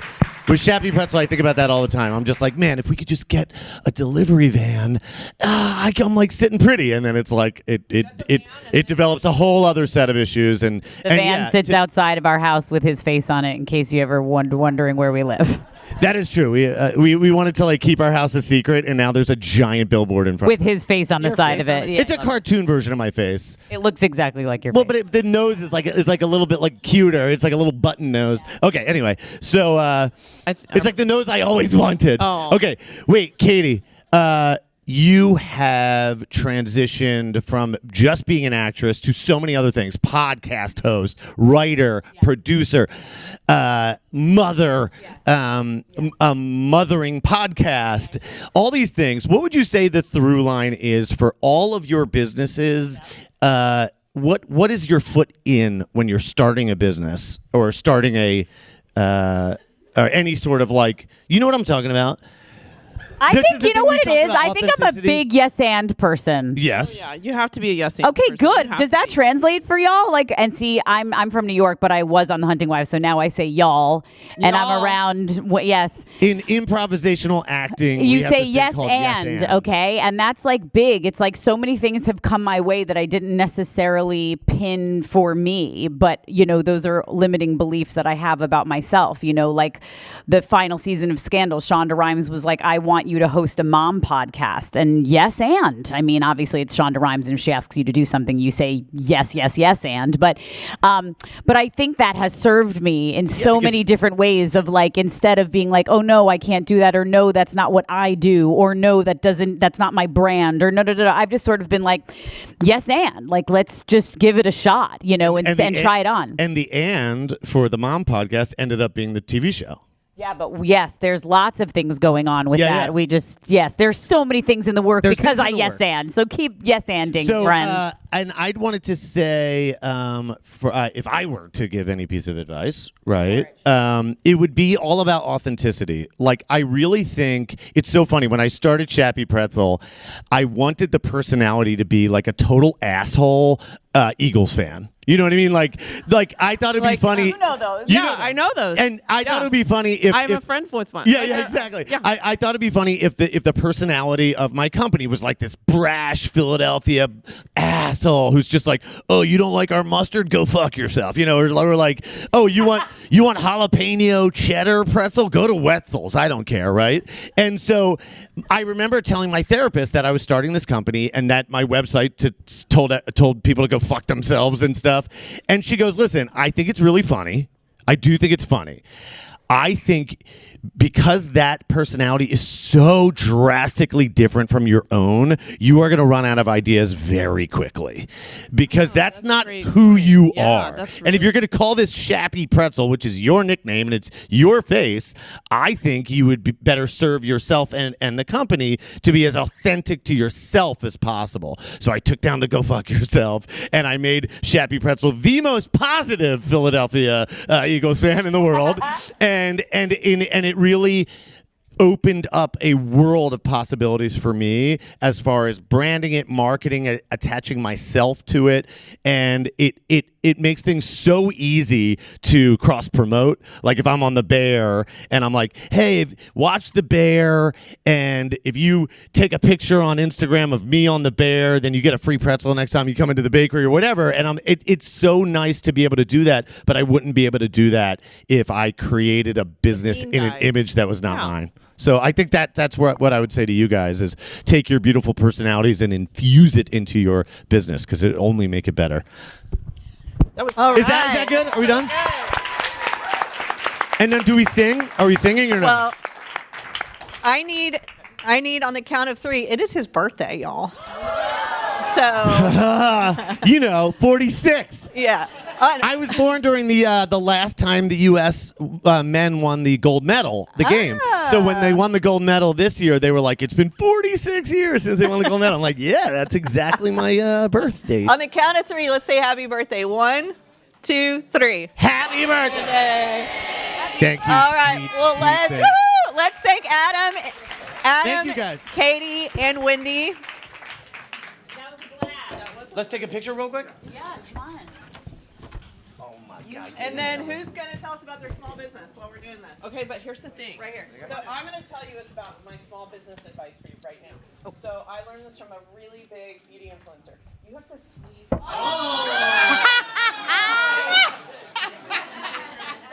Do I look better right now?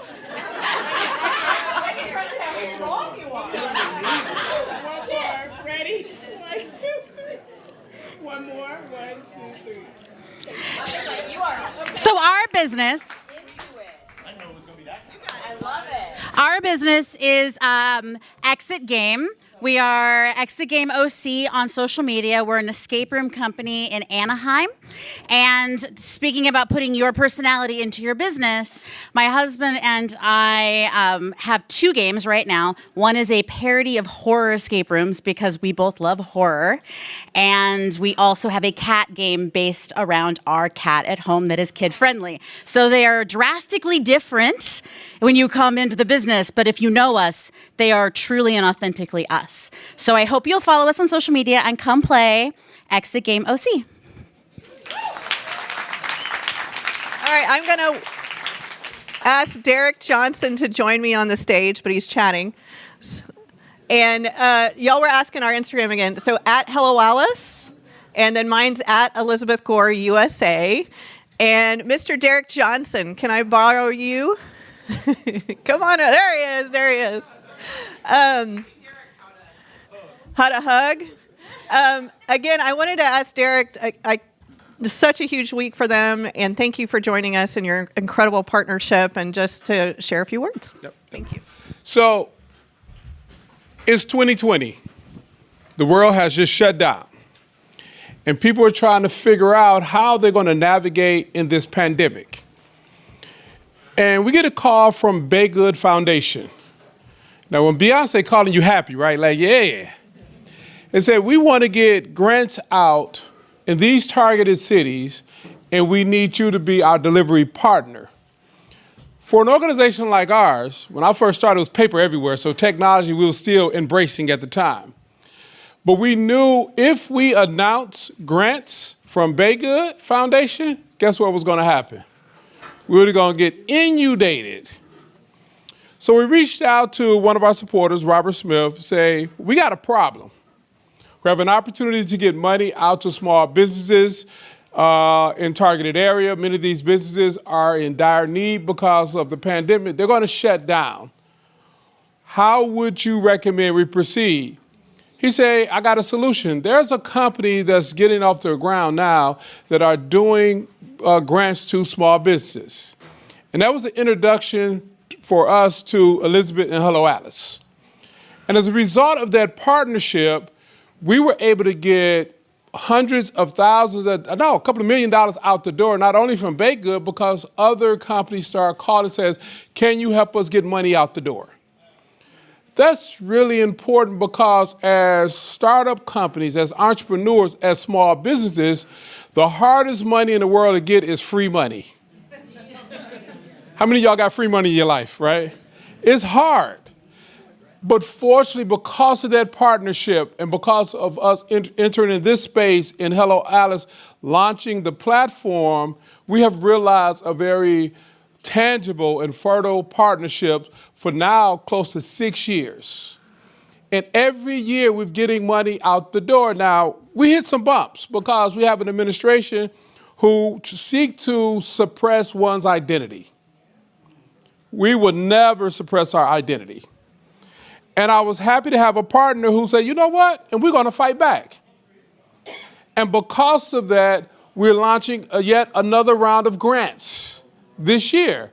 Either our website or Hello Alice website, you'll be able to go look up, and later next month, we're launching another set of grants. That's really important because we believe in the ability of small businesses to be able to grow and thrive. But now a new twist has been put into the space, AI. It is, I say a social media platform is like the super spreader of information. AI is the super spreader of information on steroids. And the best thing as small business entrepreneurs we can do is position our companies in a way in which more people can appreciate your talents, your creativity, and how you can improve qualities of life. And that's why we're here. As an organization that focuses on civil rights, we also focus on the need to expand opportunities through entrepreneurship. That if I was only focused on strategies from 1960s, I would miss the mark. We are in a space now where the median age of the Black community is 32 years old. The median age of the Latino community is even younger. So we're going to need more people in the entrepreneur space to begin to bring all that you can to the table, and that can only happen if if we have partnerships like what we're creating with NACP Hello Alice and bringing in partners who care about expanding small business opportunities. Final point. This is the first of several conversations we're going to be doing across the country. That's really important. Some of you may have gotten an email from us saying, hey, we're having this thing come out. And we're going to be moving around the country having these same conversations. So if you have friends or family with small businesses in different parts of the country, we're going to come to you as well. Because in this moment, the best thing our organization can do is strengthen democracy by empowering small business to be the best that you can be. Thank you, Elizabeth and the Hello Alice team. Because that call in 2020, we would not have been able to manage all of the requests that came in. But as a result of operating under that level of stress, which small businesses have to do, you get innovative really, really fast. And we're here to help support your innovation so we can make our society a better society. Thank you all.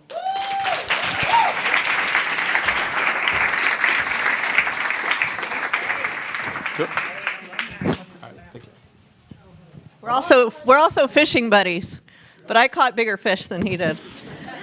Hey, good luck this week. I want to encourage you all to become members of NAACP or ally member, and you can also, your business can be a member, and you get incredible resources. So I really want to encourage that and thank Derek and the whole team for being an incredible partner.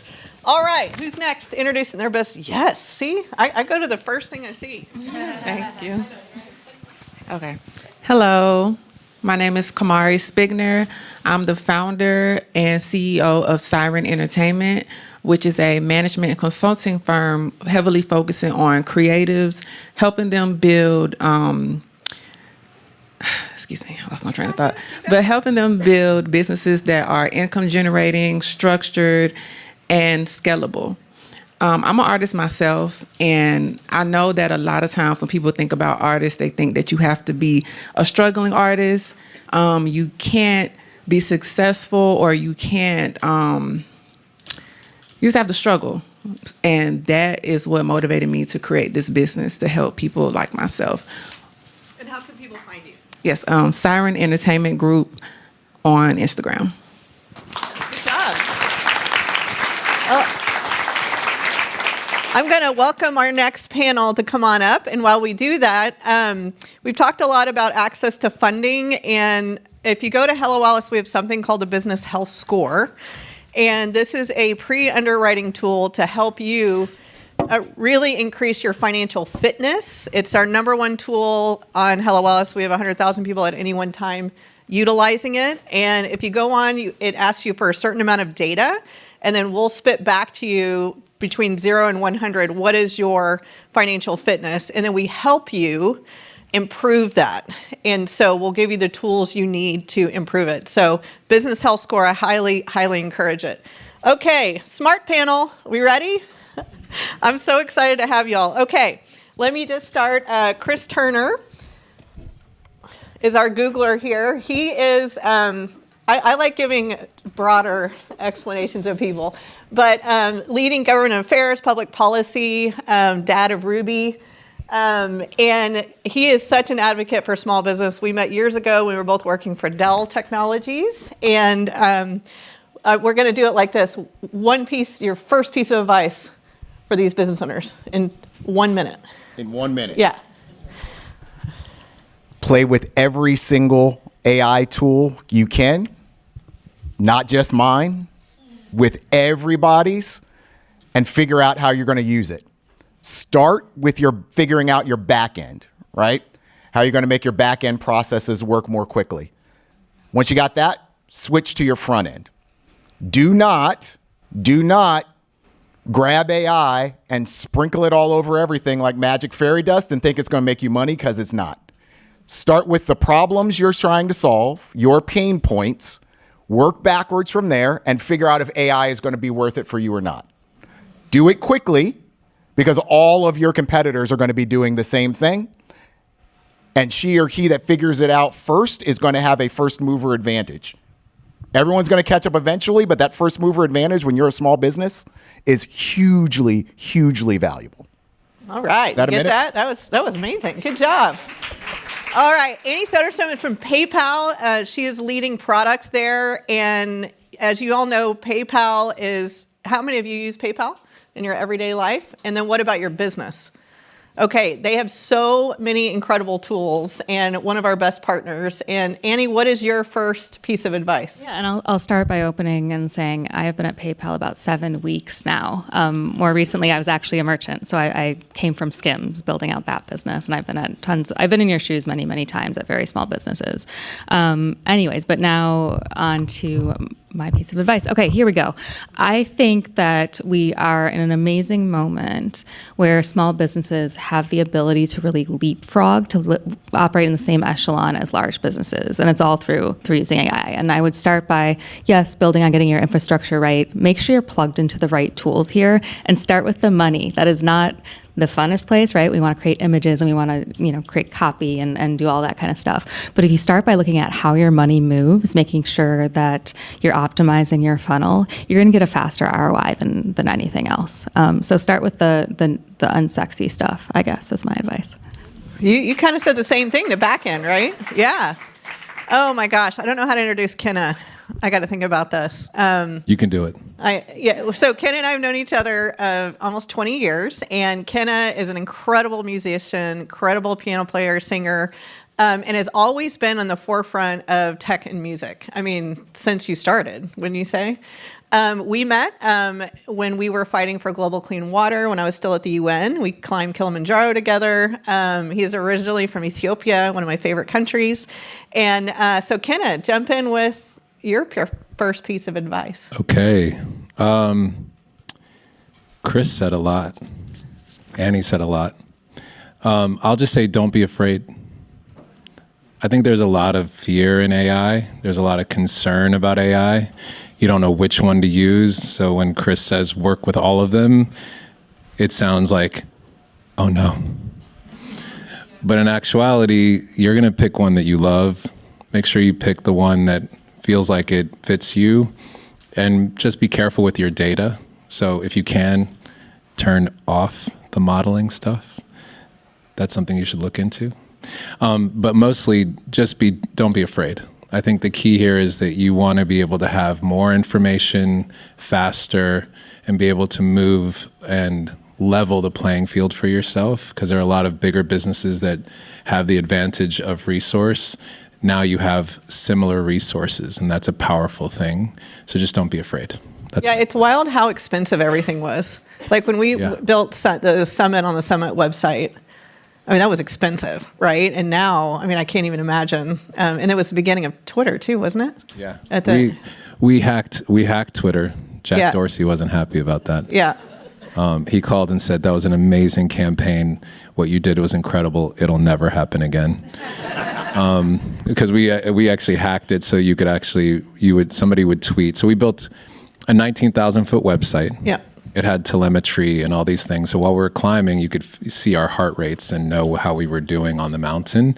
And that was 2010. So it was a lot of work to build that. And then we had hacked Twitter so that anybody who tweeted, do you believe clean water is a human right? Click here.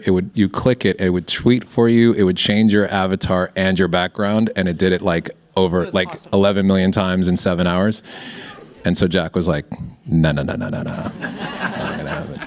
But yeah, back then, to build something took months. It took us years to build Summit on the Summit as a project, but months and months to build those sites. Now, as I think my guy earlier was talking about, building tech and 80% of it being built by code, Codex tools. There's so many tools now, Cursor and otherwise. It's a powerful tool. You have to be willing to lean in. I'm going to go back up to 19,500 feet. I want to talk to you.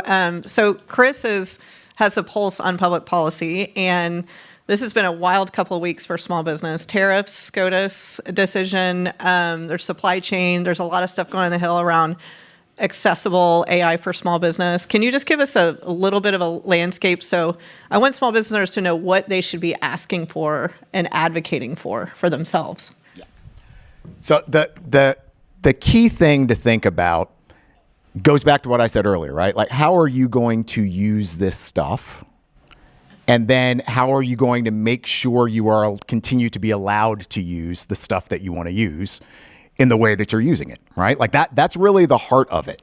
What ends up happening is things get into a capital or into the federal government, and it becomes a big swirly smash of things, right? That might not look like what the original intent was, and that has downstream consequences. A company like mine, they got me, right? They got lots of me's to say, this is the unintended consequence of what you're doing. If you do this, it's going to break these 15 things. All these people are going to be upset. You were trying to do this thing over here.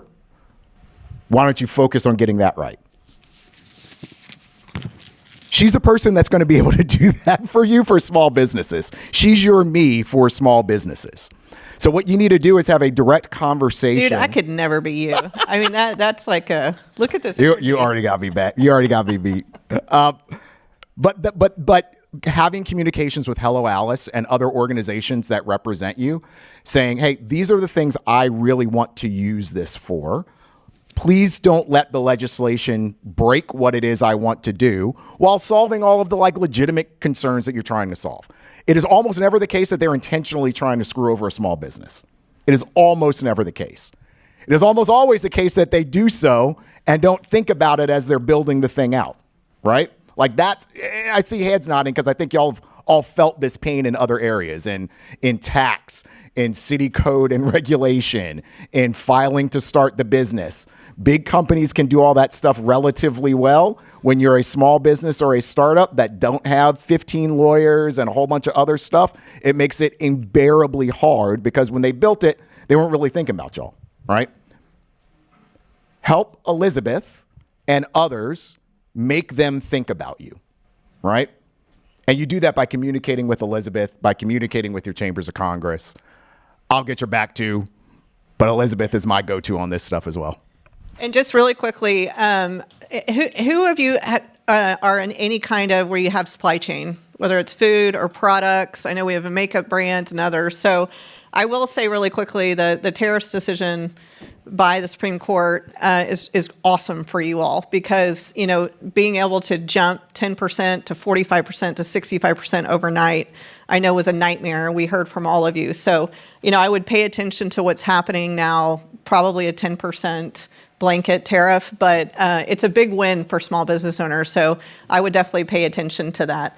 I'm going to keep switching because we have such a unique panel. I want to go back, Annie, to your time actually at Skims, if I may. Oh boy, all right. Well, so there's a lot of people here in fashion and textiles, food, but I'm sorry, stick with the fashion piece. Where did you start seeing product innovation, and what advice would you give someone, there's a lot of clothing brands in here, on utilizing technology in fashion? Because I don't think we think of the two together. I'm just curious your thoughts there. Okay, that's interesting. So I'm going to speak to it from an e-commerce angle because that's what I was working in, but I do have a fashion design background, and there are some amazing tools out there to help you find your inspiration and build designs. People aren't sketching on paper anymore, which is really cool. I think the promise of AI in e-commerce, and this is what, and something I'll say is that at Skims, and more recently I was at PacSun, right? These are big companies, and we are just as confused as everyone else in the room. You know, I spent a lot of my time trying to figure out Does that make everyone feel better? Yeah. A lot of my time trying to figure out, you know, what does AI mean to us? We're just throwing a bunch of slop at the wall here, right? Like, where does taste come in? Where does it actually matter for a business? And I think with e-commerce, with building a fashion business or a beauty business, you know, what you're really trying to do is get your customers the exact right product, help them find it as quickly as they want. Sometimes they want to take a long time because they're shopping around. Sometimes they need it right away, every single time.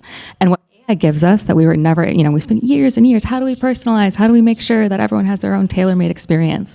AI can actually give you that one-to-one experience where if I'm a customer and I land on a site and, you know, I'm recognized, I know exactly what products to show me. I know exactly what I might be interested in based on behavioral signals.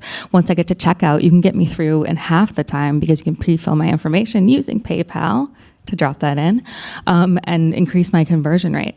And I think, you know, what's interesting here, and this is my warning here, be careful about getting too efficient, right? Like AI can make us super, super efficient. I like black t-shirts. You're going to show me a black t-shirt. I'm going to check out in 30 seconds.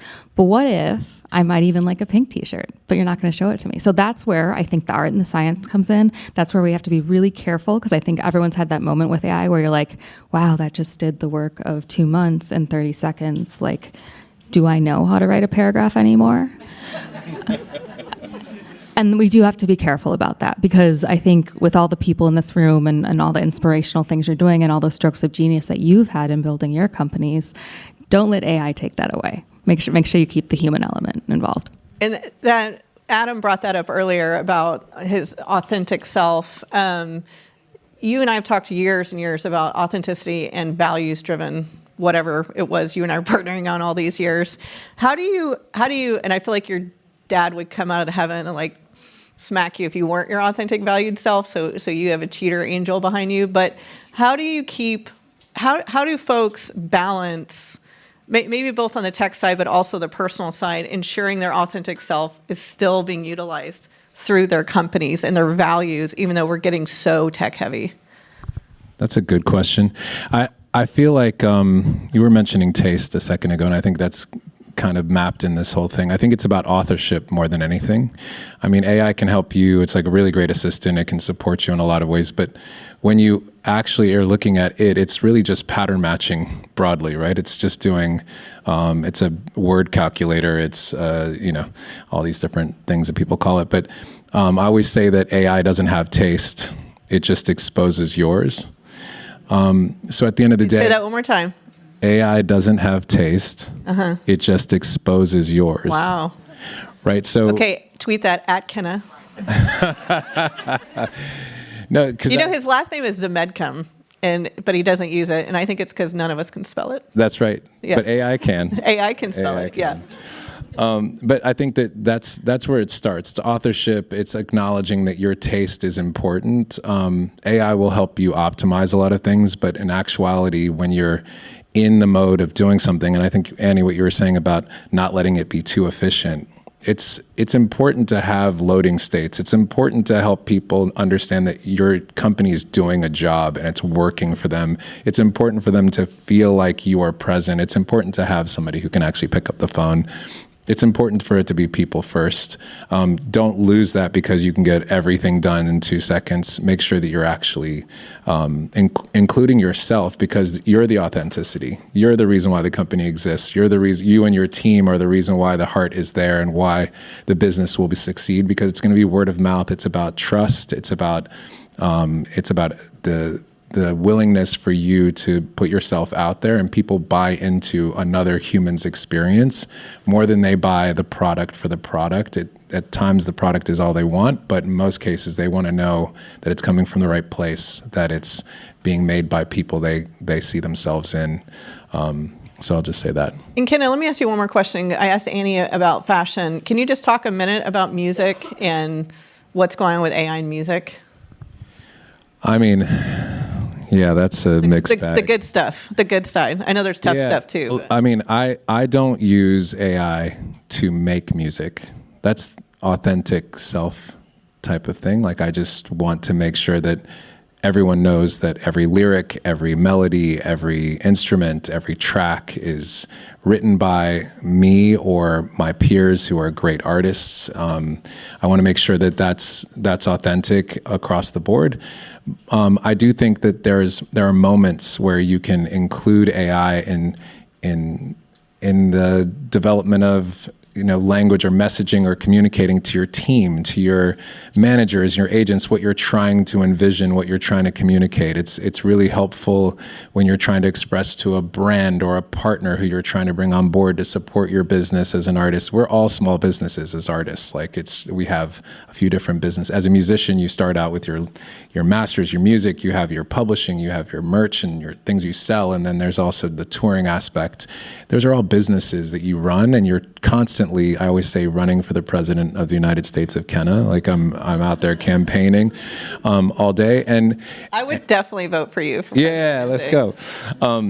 In my country, Kenna. Yeah, I was gonna say, okay, cool. But I think that's really where we as artists are looking at AI. I think a lot of people are worried that Suno and other these music platforms are going to make all the music the world's going to hear. But there is a backlash to that. There's a picket line. There's a whole bunch of things happening amongst talent that are basically saying, you know, we generate culture. We are part of the biggest moments that make the world different because of who we are as people and who we are as performers. And AI can be very extractive, but it's about ownership and about authorship. And we just have to hold tight to that. And back to the taste thing, it's not going to replace who you are. It's just going to replicate it and derivate it. Make sure you know who you are. Make sure you have your identity. So we're sitting, Chris, in this historic building, and maybe can you give a second on this building for folks? Yeah, y'all know what the Spruce Goose was, like the world's explain biggest it just in wooden case. plane. Yeah. So Howard Hughes, multi-millionaire, was into film, all sorts of stuff. At one point, Slightly insane. Yeah. The movie this place Aviator is was apparently amazing. haunted, so I'm very careful about what I say out loud in this place because I got to come back to work. Eccentric. Eccentric. And at one point, he decided he wanted to build the world's biggest plane made out of wood. And he did so in this actual building. So this is the hangar where he built the world's largest plane entirely out of wood. I think it flew a little bit right here. Flew a little bit. I think it flew enough to count as the world's largest plane at the time. But the building is really historic around that sort of aviation innovation. So I think it's cool. Google's here now doing different types of innovation. It is. I wanted y'all to hear that because it's super cool. That's the movie Aviator with Leo DiCaprio. Yeah, You should watch it. It's cool. Yeah, it's really good. So I wanted to talk about innovation and all these folks sitting in Google's offices right now. Tell them how to interact from a broad sense with Google as a company and your tools. I mean, it's I don't know, Yeah. it's a lot. But It's a lot. Yeah. It's a lot. I've been here 5 years and I'm still learning. First is just one, get at me, right? We have 180,000 people working at this company, but we are still very relationship driven, right? Y'all now know me. We got Googler. Raise your hand if you're a Googler. Look at that. Y'all now know them, right? Have conversations. Human to human conversations is the way this company is driven. So chatting us up is a good way to get started. I would also say one of the interesting things, and you've heard me talk about this before, Google creates a lot of innovative products, but we tend to partner with folks on their deployment, especially if it's not like search ads, et cetera. Great example. We were working with a small business in the United States that's helping to identify potholes for local governments, right? So we're doing that in Tennessee, where in Nashville, they already put a bunch of in-vehicle cameras on their garbage trucks, their ambulances, their police cars, et cetera. Everywhere those cars drive around, we can use those videos with our technology to identify where the potholes are and then send that to the city so the city can go and fix them. We're not driving the cars around. We're not doing the cameras. We're not that front-end company. We're providing the back-end tech to be able to say that's a pothole and that's not a pothole. That's a piece of trash in the road, right? You can do that with vacant buildings, et cetera. I also like saying that because AI is not a time-traveling DeLorean. It might be a really cool Ferrari, but it ain't taking us back in time, right? There are practical uses to this stuff that are here today, and that's a good anchor point as you're thinking about your approach to AI, and it is a good anchor point when you're thinking about Brother Johnson and the NAACP as you're thinking about equity, right? That example that I just described, if the garbage trucks and the cop cars are only driving on the east side of the railroad tracks, no one on the west side is going to get their potholes filled, which is going to exacerbate an existing problem, right? But now that you've got all of the data, if you're driving the cars everywhere, your city can now make a decision that's more equitable around how are we going to fix these based on where the worst ones are, not based on who's yelling the loudest or who has the most influence, right? So it's one of those things where it can go either way. It can make an existing gap bigger, an existing problem worse, or it can actually solution equity gaps if you're using it the right way. So being super mindful and thoughtful about deployment. And when we partner with you, those are parts of the things that we're looking at for, right? Like, how can we deploy this thing equitably and align with our mission, and make sure we're reaching and making useful this information to the largest amount of people? And Annie, I'm going to ask the same with you with your 5 weeks of history at PayPal. 7 weeks. Excuse me. God, I didn't mean to cheat you. Don't take 2 weeks I know. off. No, at all. But same thing. I mean, PayPal, Venmo. There's so many resources. We are building together. Hello Else PayPal a lot right now. But what's the best approach beyond just that one payments page with you all? Yeah. And if you so- could mention buy now, I think pay later. That's a great. I would love to too. mention buy Yeah. now, pay later. So I love that product. So.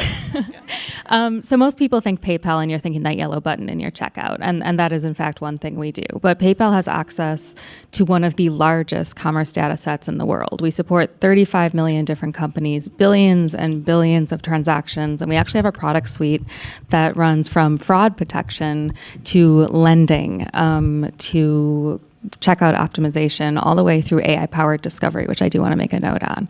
And, we see the full picture of how small businesses operate, not just how they get paid. And I think with PayPal, and this is the promise of what we're building towards, the best way to start is with our platform, PayPal Open, but look at everything that we can offer you with a single integration, right? Because we can offer you buy now, pay later. We can easily set you up to process payments. But the more important things, and going back to my earlier answer about look how your money's moving, think about fraud protection here, right? I hate to bring it up because it is so boring and it's not inspirational, it's not sexy at all. That's the difference between a normal Tuesday for a small business and a chargeback event that really changes the trajectory of what you're doing. I also really recommend to look at checkout. A lot of businesses are losing money on checkout. What we can do, again, I'm going back to that single integration, is use AI to identify returning customers, autofill their information, and get them through a lot more quickly. And something that I'm going to note on here, just because of the panel I'm speaking on, I think everyone right now is thinking a lot about how to get their product catalog discoverable in AI commerce services, right? So what we're hearing, or the promise of this all, is that I will go to ChatGPT and say, hey, I want to get something for my mom, like give me some options, right? And the great leveling here is that your product could show up right next to a product from, I don't know, the Gap, right? We have recently brought in, back to that single integration, the ability to take your product catalog and put it live on all those different platforms. So GPT, Perplexity, Gemini, Copilot, with a single move. And that's truly, truly transformational, and a growth channel that you wouldn't have had access to a year earlier. And I think, those are a lot of places to start, but the way I'm answering this question is that you can start on all of them by a single integration with PayPal. And I think that's super exciting. We talk a lot about, I've heard it mentioned several times in this room today, we're all strapped, no one has time. I want you to be able to have dinner with your family because you can have all your invoicing handled by AI. And that's the promise of getting these kind of back-end tools set up. The other thing I'll tout really quickly is many of you are solopreneurs, and then you're going to grow into hiring individuals, having a larger company. One of the things I love under Michelle Gill's leadership at PayPal is they have created to where you don't have to switch systems as you grow. And I think that's big because that is very costly. It's a lot of tech debt. And so, but you have to be disciplined enough to dig deeper and see what else you need and do the homework, So. And I do want to mention, because I know this is the number one concern in the room, cash flow and access to capital, right? Because we have AI and because at PayPal we can see the full transaction picture, we see the buyer and the seller, we're able to get the actual picture of your business health that goes far beyond like a credit score or a bank application, right? So we're looking at things like your growth trajectory, seasonal patterns, sales trends, and able to grant lending based on that. We've actually granted something like $30 billion in lending over the last 10 years to upwards of 400,000 businesses.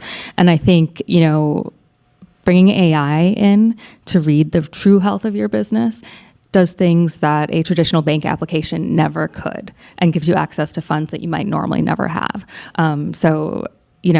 Specifically for this room, I think could be really exciting and a great place to start. I love the tactical steps. Yeah, no, you can give her a round of applause. excited. Super helpful. Thanks, guys. 7 weeks and 1 day on the job. It's true. Come on. It's true. Here we go. Ken, I want to talk about impact for a minute. I think every business you've ever had has some kind of social impact. And my favorite things about business owners and entrepreneurs and the folks that we're going to bring on stage who we're highlighting as top 10 businesses, most of them have some kind of impact. How do you thread that in your business, and is it profitable? Ooh, a profitability question at the end of that. You had to hook it. Hook it. You know what? I have a pretty simple approach for myself. I don't know how you guys, map your approach to social impact, but mine's really nuclear in nature. So I do clean water initiatives for my father, who was born I was born in Ethiopia as well. So for his village and otherwise, and clean water initiatives. Dr. Z. Dr. Z, PhD. And then I do women empowerment for my mother and my sister, Black foreign females. So anything I can do to engage women in my business is critical. And then arts and arts advocacy for myself. And so that's really how I look at everything. And it allows me to thread the needle of as a filter, what I'm going to do, what I'm going to work with, who I'm going to work with, and always aiming at a higher value or a higher purpose, right? In that, I think profitability is a question mark. It depends on the idea. It depends on what you're trying to accomplish. I'm a business as well. I run a tech company now. I've been building it for a few years. It's an arts advocacy platform. It's invite-only, private, off-marketplace for top talent to access opportunities at scale. So I'm really curious about your PayPal business health stuff, and I've been talking to Chris as well. As I look at a business and I'm building it, and I'm a small business, I have only so many employees, a lot of contractors. I'm trying to build this company from scratch. I understand, that there's always going to be these, more important things that are, capital intensive. But the key is to incorporate the things you care about in your everyday, if you can. Whatever you're doing personally, whatever you're doing with the business, trying to incorporate that with the team and the people who are around you, and make sure you're hiring people who understand that there's a social impact narrative that's at the base of your business that allows everybody to be a part of it in a meaningful way. And that's how I approach it. Profitability, I'm still working on. All right. Well, yeah, please. Absolutely. Okay, we're going to round this up. You opened with advice, okay? And I want you to close. So on Hello Alice has a show called The Big Idea on Yahoo Finance, and we love highlighting all of you. So DM me, because we love doing small business shout-outs. We have something on the show called The Dirty Unicorn, and it is the Dirty Unicorn. Don't think of it that way. He's a nasty boy. So it's basically the mistake you've made in business, but that you learn the most from. I'm catching on this because this wasn't in your briefing notes. So you'll get Andy. She's like, ah! So just one mistake that we can all learn from, because I think we talk a lot in business about success and awesome, but we are all probably making 10 mistakes before breakfast, right? So just a nice, transparent, dirty unicorn. Chris, we'll start with you. Yeah. So many. I think when I started my career, I was the youngest and the blackest person in a room full of elected officials, right? When I started, I was representing city and county governments. So it was the mayor of whatever to their members of Congress in Washington, D.C. I was the intermediary. I made the mistake of focusing in on trying to be the smartest person in the room. And in doing so, I got put in a box of, okay, so you're like our supercomputer. You're not going to open any deals. You're not closing any deals. We're going to put you in the closet and then ask you, okay, what are the 15 different ways I can get public funding for this project back home? You were their AI? I was their AI. And then they would go off and do all the stuff. They were the ones going off and making all the money. I didn't pivot quickly enough to realize that I had already established myself enough to be present in that room and to be my authentic self in that room. And because I wasn't, I got put in the corner as the AI before AI. Don't do that to yourself. Show up authentically as who you are, and you will get so much further. In a world of AI, being a person matters even more. Be the person that you are. Oh, that's awesome. Yeah, right? Annie, what's your... He added a fail, and then he added Did advice. you like that? Yeah, that was so good. That was an arc, right? That was a dribble, an arc, a slam. All right, Annie, what's your dirty unicorn? And the plan. I would say, and this is advice, I'm going to blame it on my upbringing and my parents. The piece of advice that I got, I remember when I entered the workforce at 22, I was an assistant merchant at Ann Taylor in New York City. Ann Taylor Law. Whew. And my dad said to me, just, keep your head down, work. We're from Wisconsin, that's the accent. Keep your head down, work really hard, and the cream will rise to the top. And I was like, okay, yeah, Dad. So I would show up at 6 a.m. every day, and I would do my data entry, and I would sit in the back of meetings very quiet. This is kind of a similar story. Sit in the back of meetings. I was very quiet, but I was very punctual, and I was really good at what I did. But no one knew who I was.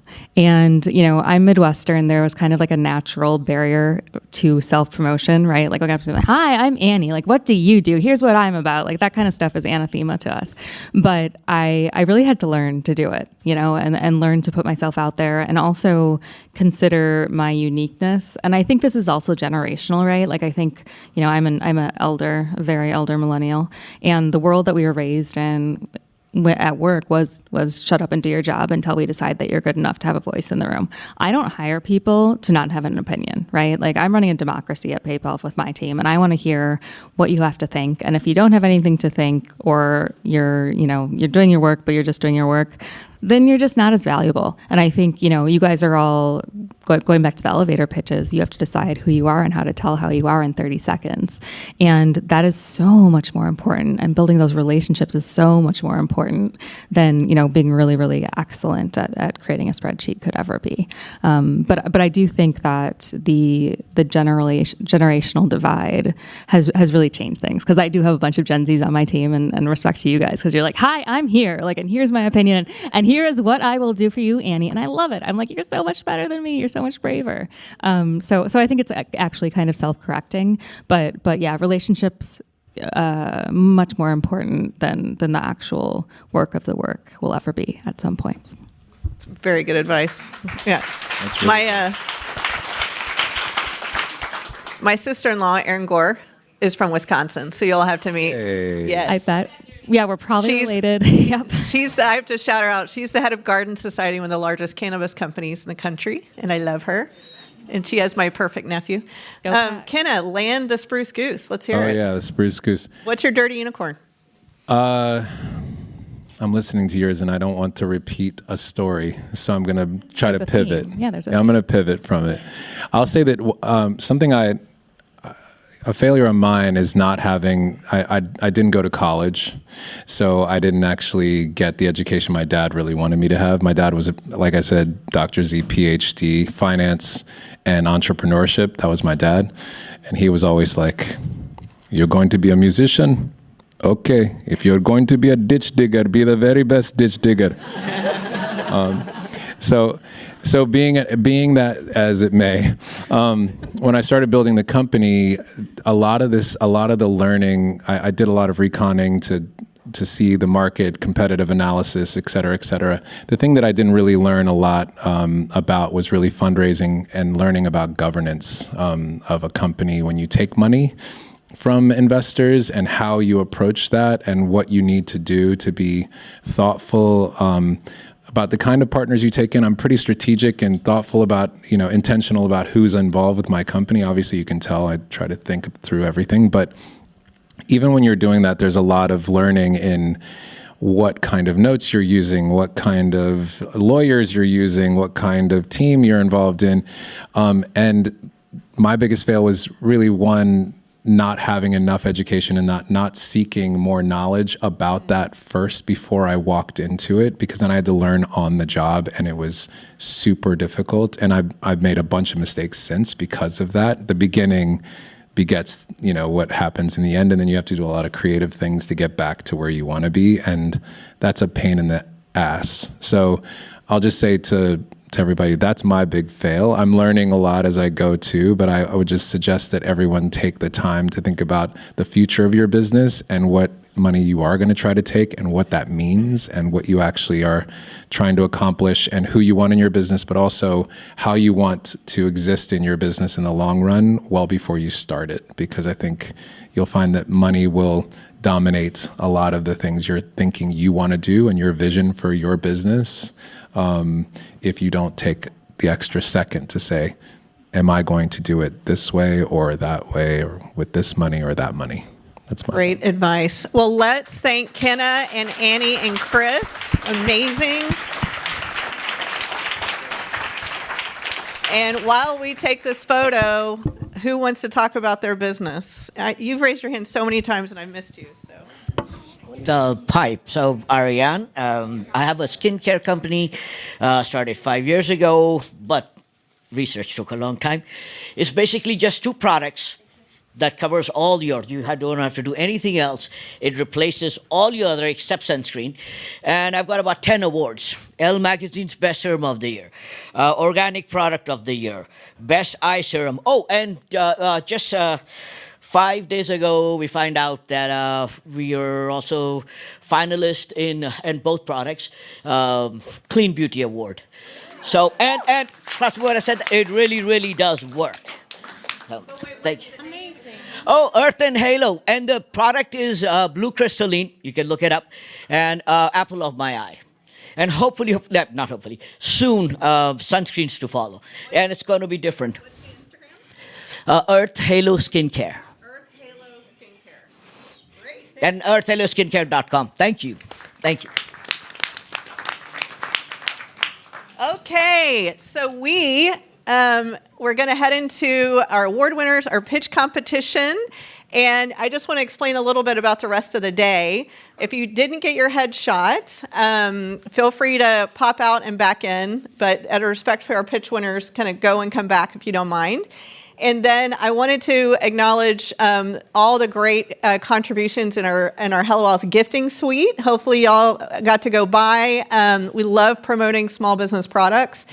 If you pick one up, please follow that company as a thank you, because they give these for free. So I know Callie Ray is out there, thanks to Winnie Zomner, Jen Sando, our elder care company. There's just a lot of great companies. So if you could do that, I would really value it. Now I am so excited to announce, as y'all know, we have applications for both state and national award winners right now live on the Main Street Tour. And our next stop is Houston, then we go to Miami and New York and DC. We're so excited. And we got incredible applications for small businesses who are both making an impact, effectively utilizing AI, have hyper growth. So I'm going to ask these businesses to start coming up as I call your names, please. So Fella, where's Fella? Hopefully we got everybody up here. Stephanie Fagan of Partners Drywall, Naomi Mendoza. Come on up, everybody come up as I call your name. Come on up. Yes, give them rounds of applause. Desiree. Where's Desiree? Yes, all right. Claudine. Olivia Yuli. Yes, come on up. Ashley Carlson, Matt Jones, Chaka Stewart, David Miller, Laura Vu. Like it, everybody? Y'all see my little glasses keep going? They're as tired as I am. They're like, whoop. Okay, so these are incredible business owners. Here, why don't y'all center up all the way over? So these business owners, come on up. We had hundreds and hundreds of applications. You're going to hear about them because they're going to pitch, but we'll also be then moving them up to a potential national awards, which is super exciting. So first, can we give them a big round of applause?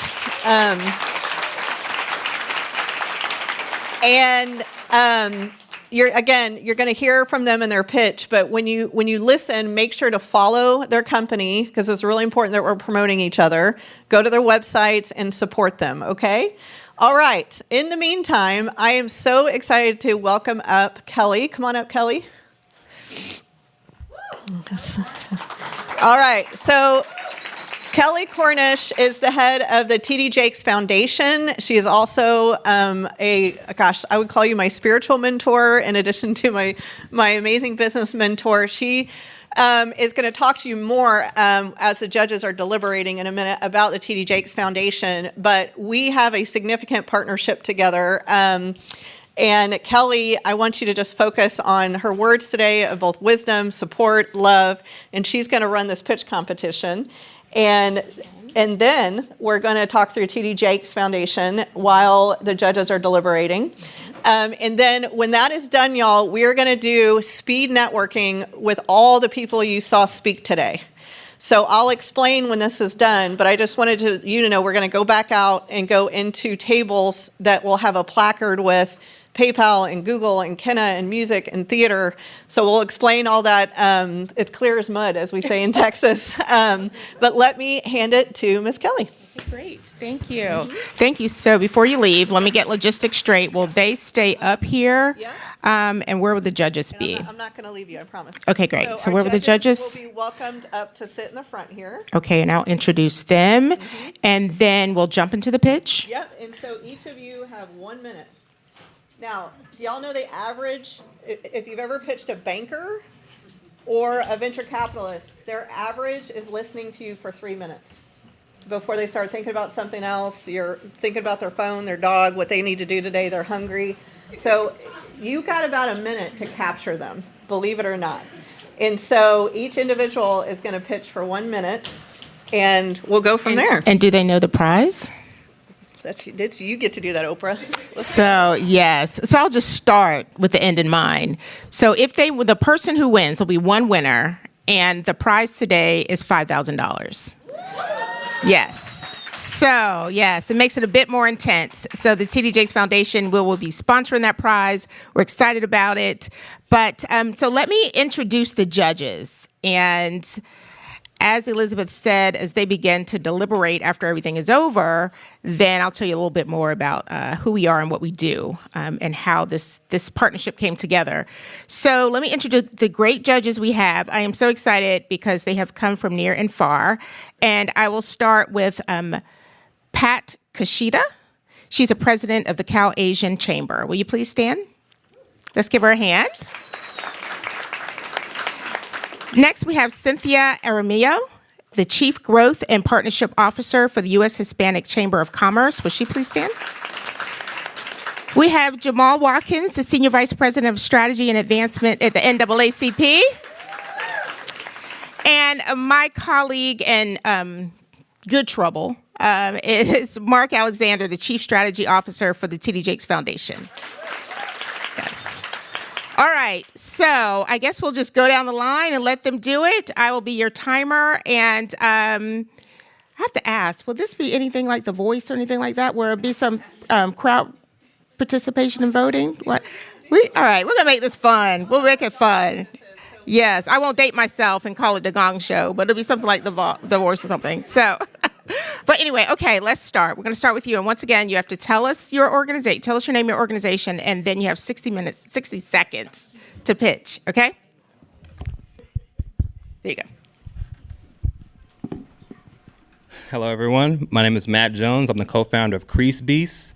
We invented the very first memory foam crease protector for your shoes. So when your shoes wrinkle at the front, we innovated a product that acts as a buffer to prevent your shoes from creasing. A lot of people believe shoes are assets now, so they want to protect them, and they increase value over time. So when we invented this product 5 years ago, it launched, it's sold in 88 countries. We've made over $5 million all over the world. We're in Target now. We're trying to get into a bunch of other stores, but Crease Beast is the name of our company. You can follow us on Instagram at The Crease Beast.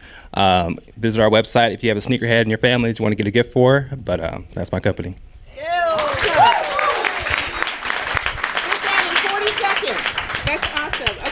Next. All right, I'm David Miller from LA Photo Party. We are a photo activation company. That means everything from a simple photo booth at a bar mitzvah to a Glambot robotic camera arm at a movie premiere. We also manufacture photo booths and software for other small businesses that want to get in the industry. So we have a community of hundreds of business owners that we support and use our products at thousands of events every month, delivering hundreds of thousands of photos and memories by email and text. And even in 2026, printed out photos still very popular. That is a small slice of the potential industry out there. Anytime people gather, even right outside here, there's a chance for a photo booth or photo experience or headshots. And using AI tools these days, we do use them in our experience. So we just had an event for ESPN at the Super Bowl where we turned people into a Patriots superfan or Seahawks superfan or a sideline reporter immediately at that event. And people could print those out or share them, and it was a ton of fun. We also use AI in our back end to create tools for our internal team as well as our business users. We just released one that's a financial planning tool. People can input their costs, their marketing plans, their event plans, and use that calculator to adjust and see how that would affect their profits. You did it. Awesome. I got through about half of what I planned. Okay, we're going to pause for just a second. Erica, I'm going to bring you up. I'm going to let you be the timer for me because, I can't walk and chew gum at the same time. So Erica Ross from our team, she's going to come up as well, and she's going to help me keep time. But with that, we will start with the next person. Go ahead. Yes. All right. Hi, I'm Ashley Carlson, founder and CEO of Elevate Business Solutions. We're on a mission to help entrepreneurs stop feeling buried in their day-to-day through better systems, smarter delegation, and stronger financial organization.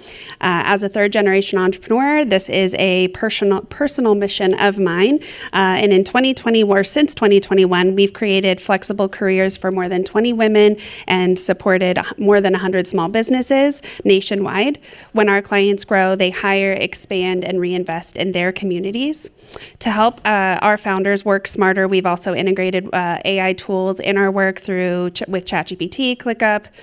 The list goes on, but we work with it to streamline workflows, accelerate documentation, and we so far have seen a reduction of administrative time reduced by about 30%.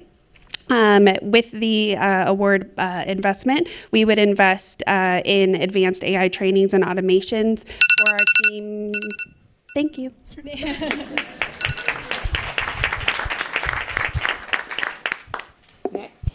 Hi, I'm Desiree.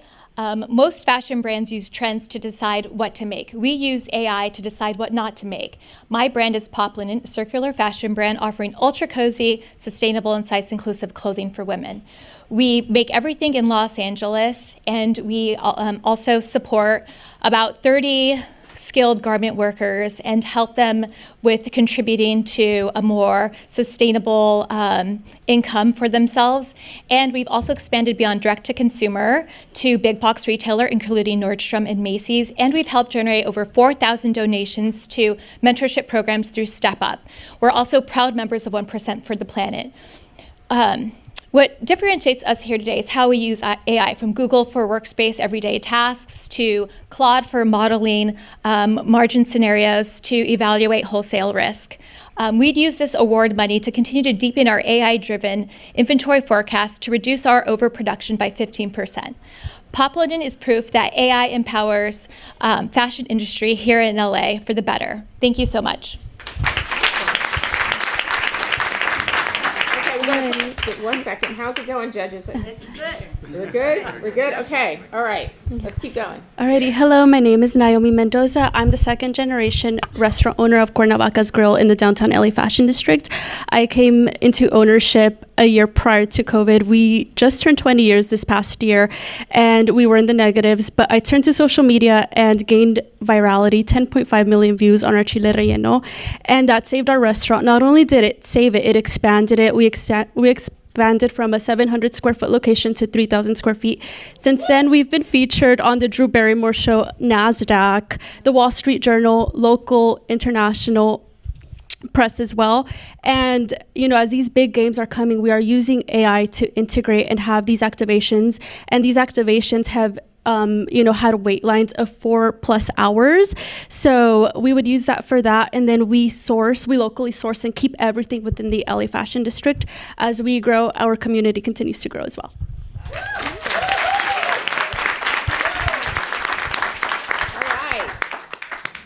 Hi, I'm Uli, and I'm the founder and chief everything officer at Uli's Gelato. Yes. Uli's Gelato is a gelato manufacturing company right here in LA. I source all of our ingredients from California farms as much as I can. California milk, California pistachios, not Italian, California strawberries, blueberries. And we recently launched at local Whole Foods, Bristol Farms, and Lazy Acres, so that was a huge win. We are with a big national distributor. And the reason why I'm telling you all this, as a gelato manufacturer, when I was starting with all of these big name companies, I really needed AI to help me with the paperwork. Because when you get deducted $1,000 and they tell you, oh, it was page 50, footnote number 5, you owe us that money, AI really helps me sift through those documents instead of spending sleepless nights reading them.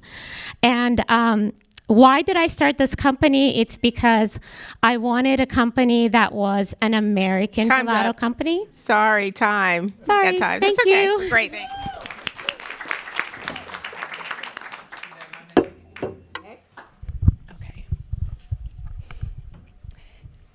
Ever heard of the saying, don't cry over spoiled milk? Well, every breastfeeding mom has. And after spending hours of endless nights and emotional energy to pump this liquid gold, and it's our only baby's food, if this spoiled, we're all crying. That's why I created Mila's Keeper, to protect your baby's milk and her sanity. I'm Laura Vu, the inventor of the Milk Keeper, a patented eco-friendly breast milk cooler that keeps milk cold for 20 hours without the use of ice, to helping breastfeeding families return to work and to travel and to pump on the go with peace of mind. Tens of thousands of moms are already using our products, and with the recognition from Time Magazine for Best Inventions, we're just getting started. With millions of moms returning to work every year, we have the potential to impact millions of moms. We use AI tools right now to create content for social media, email marketing, and automate customer engagement. Sorry. Time is up. Okay. Thank you. Okay. And last and definitely not least. Hello, everyone. I'm Chaka Stewart from Flipside Event Cleanup. Flipside is an event cleaning company. We provide live, post, and post-event cleaning. We provide dumpsters as well as waste and trash removal. Flipside currently uses AI to make sure that our team as well as answer any questions regarding our services. The biggest thing that we do is donate food as well as flowers back to the city after every event. After every event, everyone knows that no one thinks about the big stuff like trash. So the biggest thing that we do at Flipside is talk trash. Awesome. Awesome, awesome, awesome. Okay, so the judges are going to take a couple of minutes just to pull everything together. I think Mark is like the lead judge. I think he wants to grab a couple of pictures while we're waiting. While they are doing that, I will share a little bit about who we are at the TD Jakes Foundation. Can you guys squeeze in, squeeze in? Got it.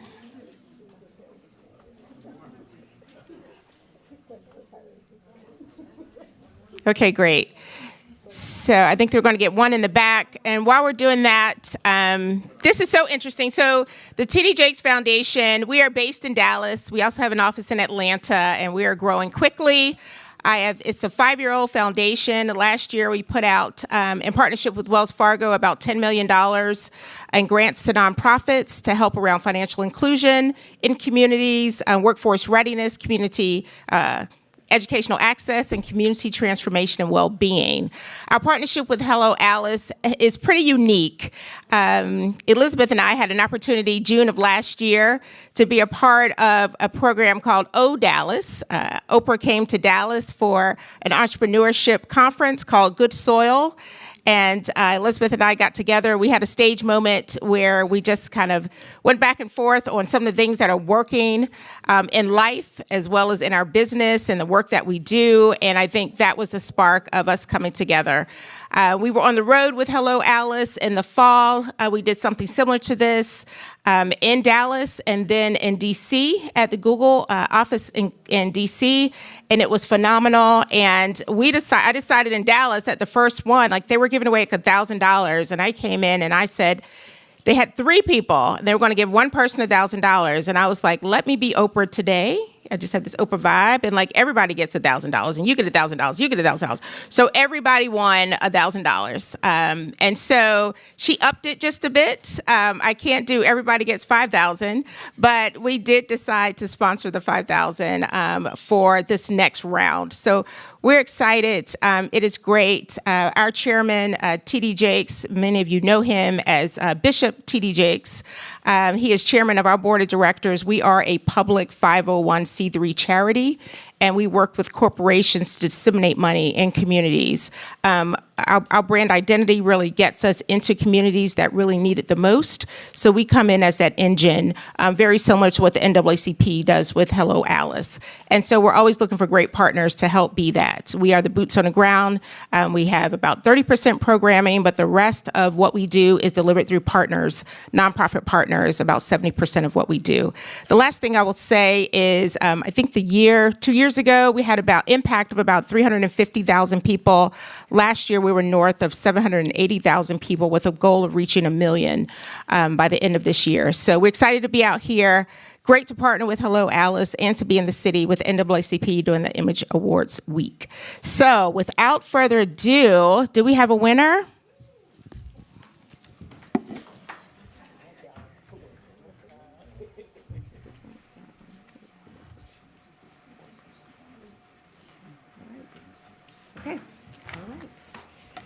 All right, I think we need a drum roll. Drum rolls, please. Yes. Winners. Don't you love that? That's like, listen. Yes, let's turn this into The Voice and America's Got Talent. Can you guys hear? We just want to say you are all amazing and all deserving, and 1 minute was tough. I mean, we would not want to be in your shoes, but we just wanted to say congratulations to all of you. It was a very tough decision. That's great. Yes, let's Ditto.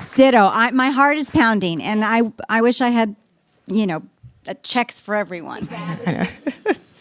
And we would encourage you, as we were listening, some of your endeavors, for example, like I heard some social impact work when you talk about breast milk, for example, and that is global in scope. And so just really thinking about how you see your business venture versus being more hyper-local, like a restaurant that's in community. So just how do you think about, the trajectory of the growth arc, but really loved what all of you are pitching. No, I would agree with all of my colleagues here. Great businesses overall continue to sort of leverage AI impact, social impact, and global leverage. But good job. That's great. Thank you. And so with that, I also want to say this is a space that we're in as well. And if you did not win today, we definitely want to stay in touch with you as we help businesses grow. We would love to have you guys part of what we do, and we can talk more about that. But for today, the winner is, come show me again. Come show me. That's an Oscar moment. Envelope, please. Yes, and the winner is Elevate Business Solutions. Woo!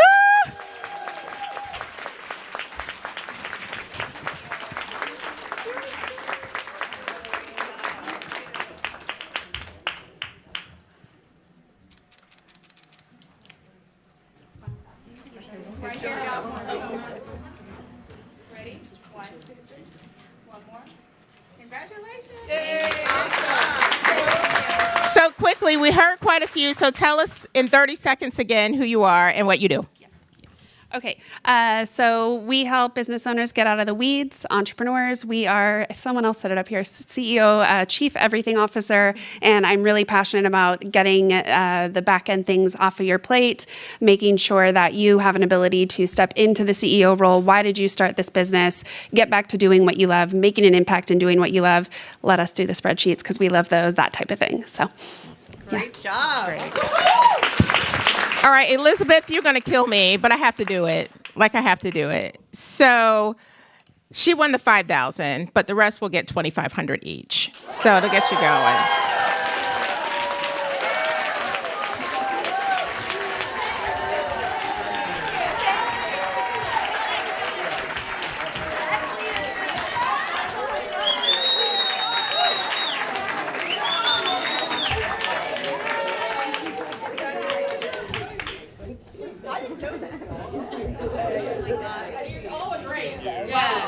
Yes, you're so welcome. Wait, no, don't you leave. Okay, so I want to be really clear that this funding comes from the T.D. Jakes Foundation. And Chairman, formerly Bishop T.D. Jakes, and Kelly are just leading an incredible movement across the country to ensure equity, ensure jobs, ensure workforce, integration of AI. So please, in return, support T.D. Jakes Foundation. Partner with them, work with them. So, and thank Kelly for her leadership. Y'all, I'm so excited about to pee a little. I don't know. Like, sorry, Kelly's like, stop. Okay, y'all can have a seat. Thank you. You're amazing. Wow. Oh, you want to get one more? Yeah. Come on up, judges. And then can we also thank our judges? A big round of applause to our judges. Come on up, y'all. Come on up. Yeah, and I just want to be really clear that the U.S. Hispanic Chamber, NAACP, Cal Asian Chamber, they also were great partners putting this event on. So I wanted to make sure to thank them.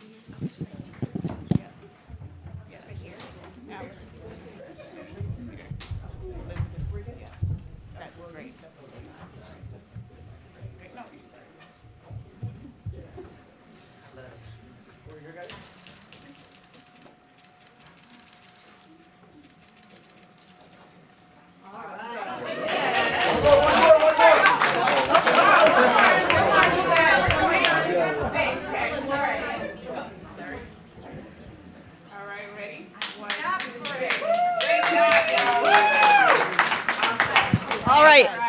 I want to thank Kelly one more time. That was super exciting. Thank you. Okay, here's what we're going to do. This is a time to connect with the speakers, the partners. They all stayed, which I'm so gracious and thankful for. So what you're going to do you see up here the tables? Y'all see behind me here?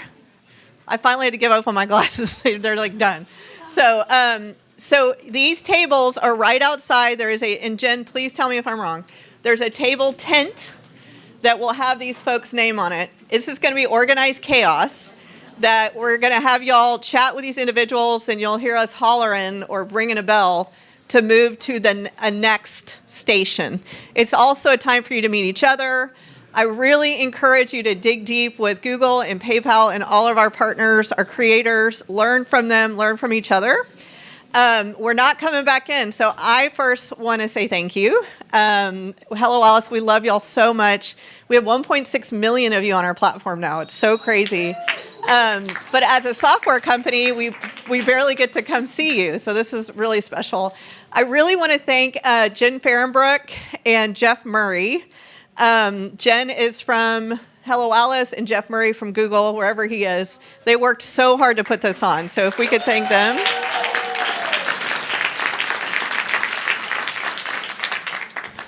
And our great partners at NAACP and the T.D. Jakes Foundation as just our anchor, ride or dies. Thank you so much. And Google for hosting us with this beautiful space. Now, outside, you're also going to get Chappie's pretzels, all right? And y'all saw Adam's energy today. The man is amazing. So they're a small business. So if you are eating those, please push out a picture of yourself eating Chappie's pretzels. And then the gifting suite, I'm going to bring it up again. If you got anything from the gifting suite, please follow those businesses, support them. So at Hello Alice, we are here for you. Send us questions. How can we do better? I'm Elizabeth Gore at Elizabeth Gore USA. And then we've got Hello Alice team members outside, Googlers outside to support you and answer your questions. So, you like my boots? Thank you. My daughter bought me these, actually. It's kind of fun. All right, y'all, thank you again. Please go straight out and choose your tables. And then also there's a step and repeat where you can take your photos, push those out. So thank you and enjoy. Yeah. I want to take a photo of your... Oh, sure. my wife will... I got these at... Oh, I need that. So sweet. What's your name? Don't say hi. Nice to meet you. Such a pleasure.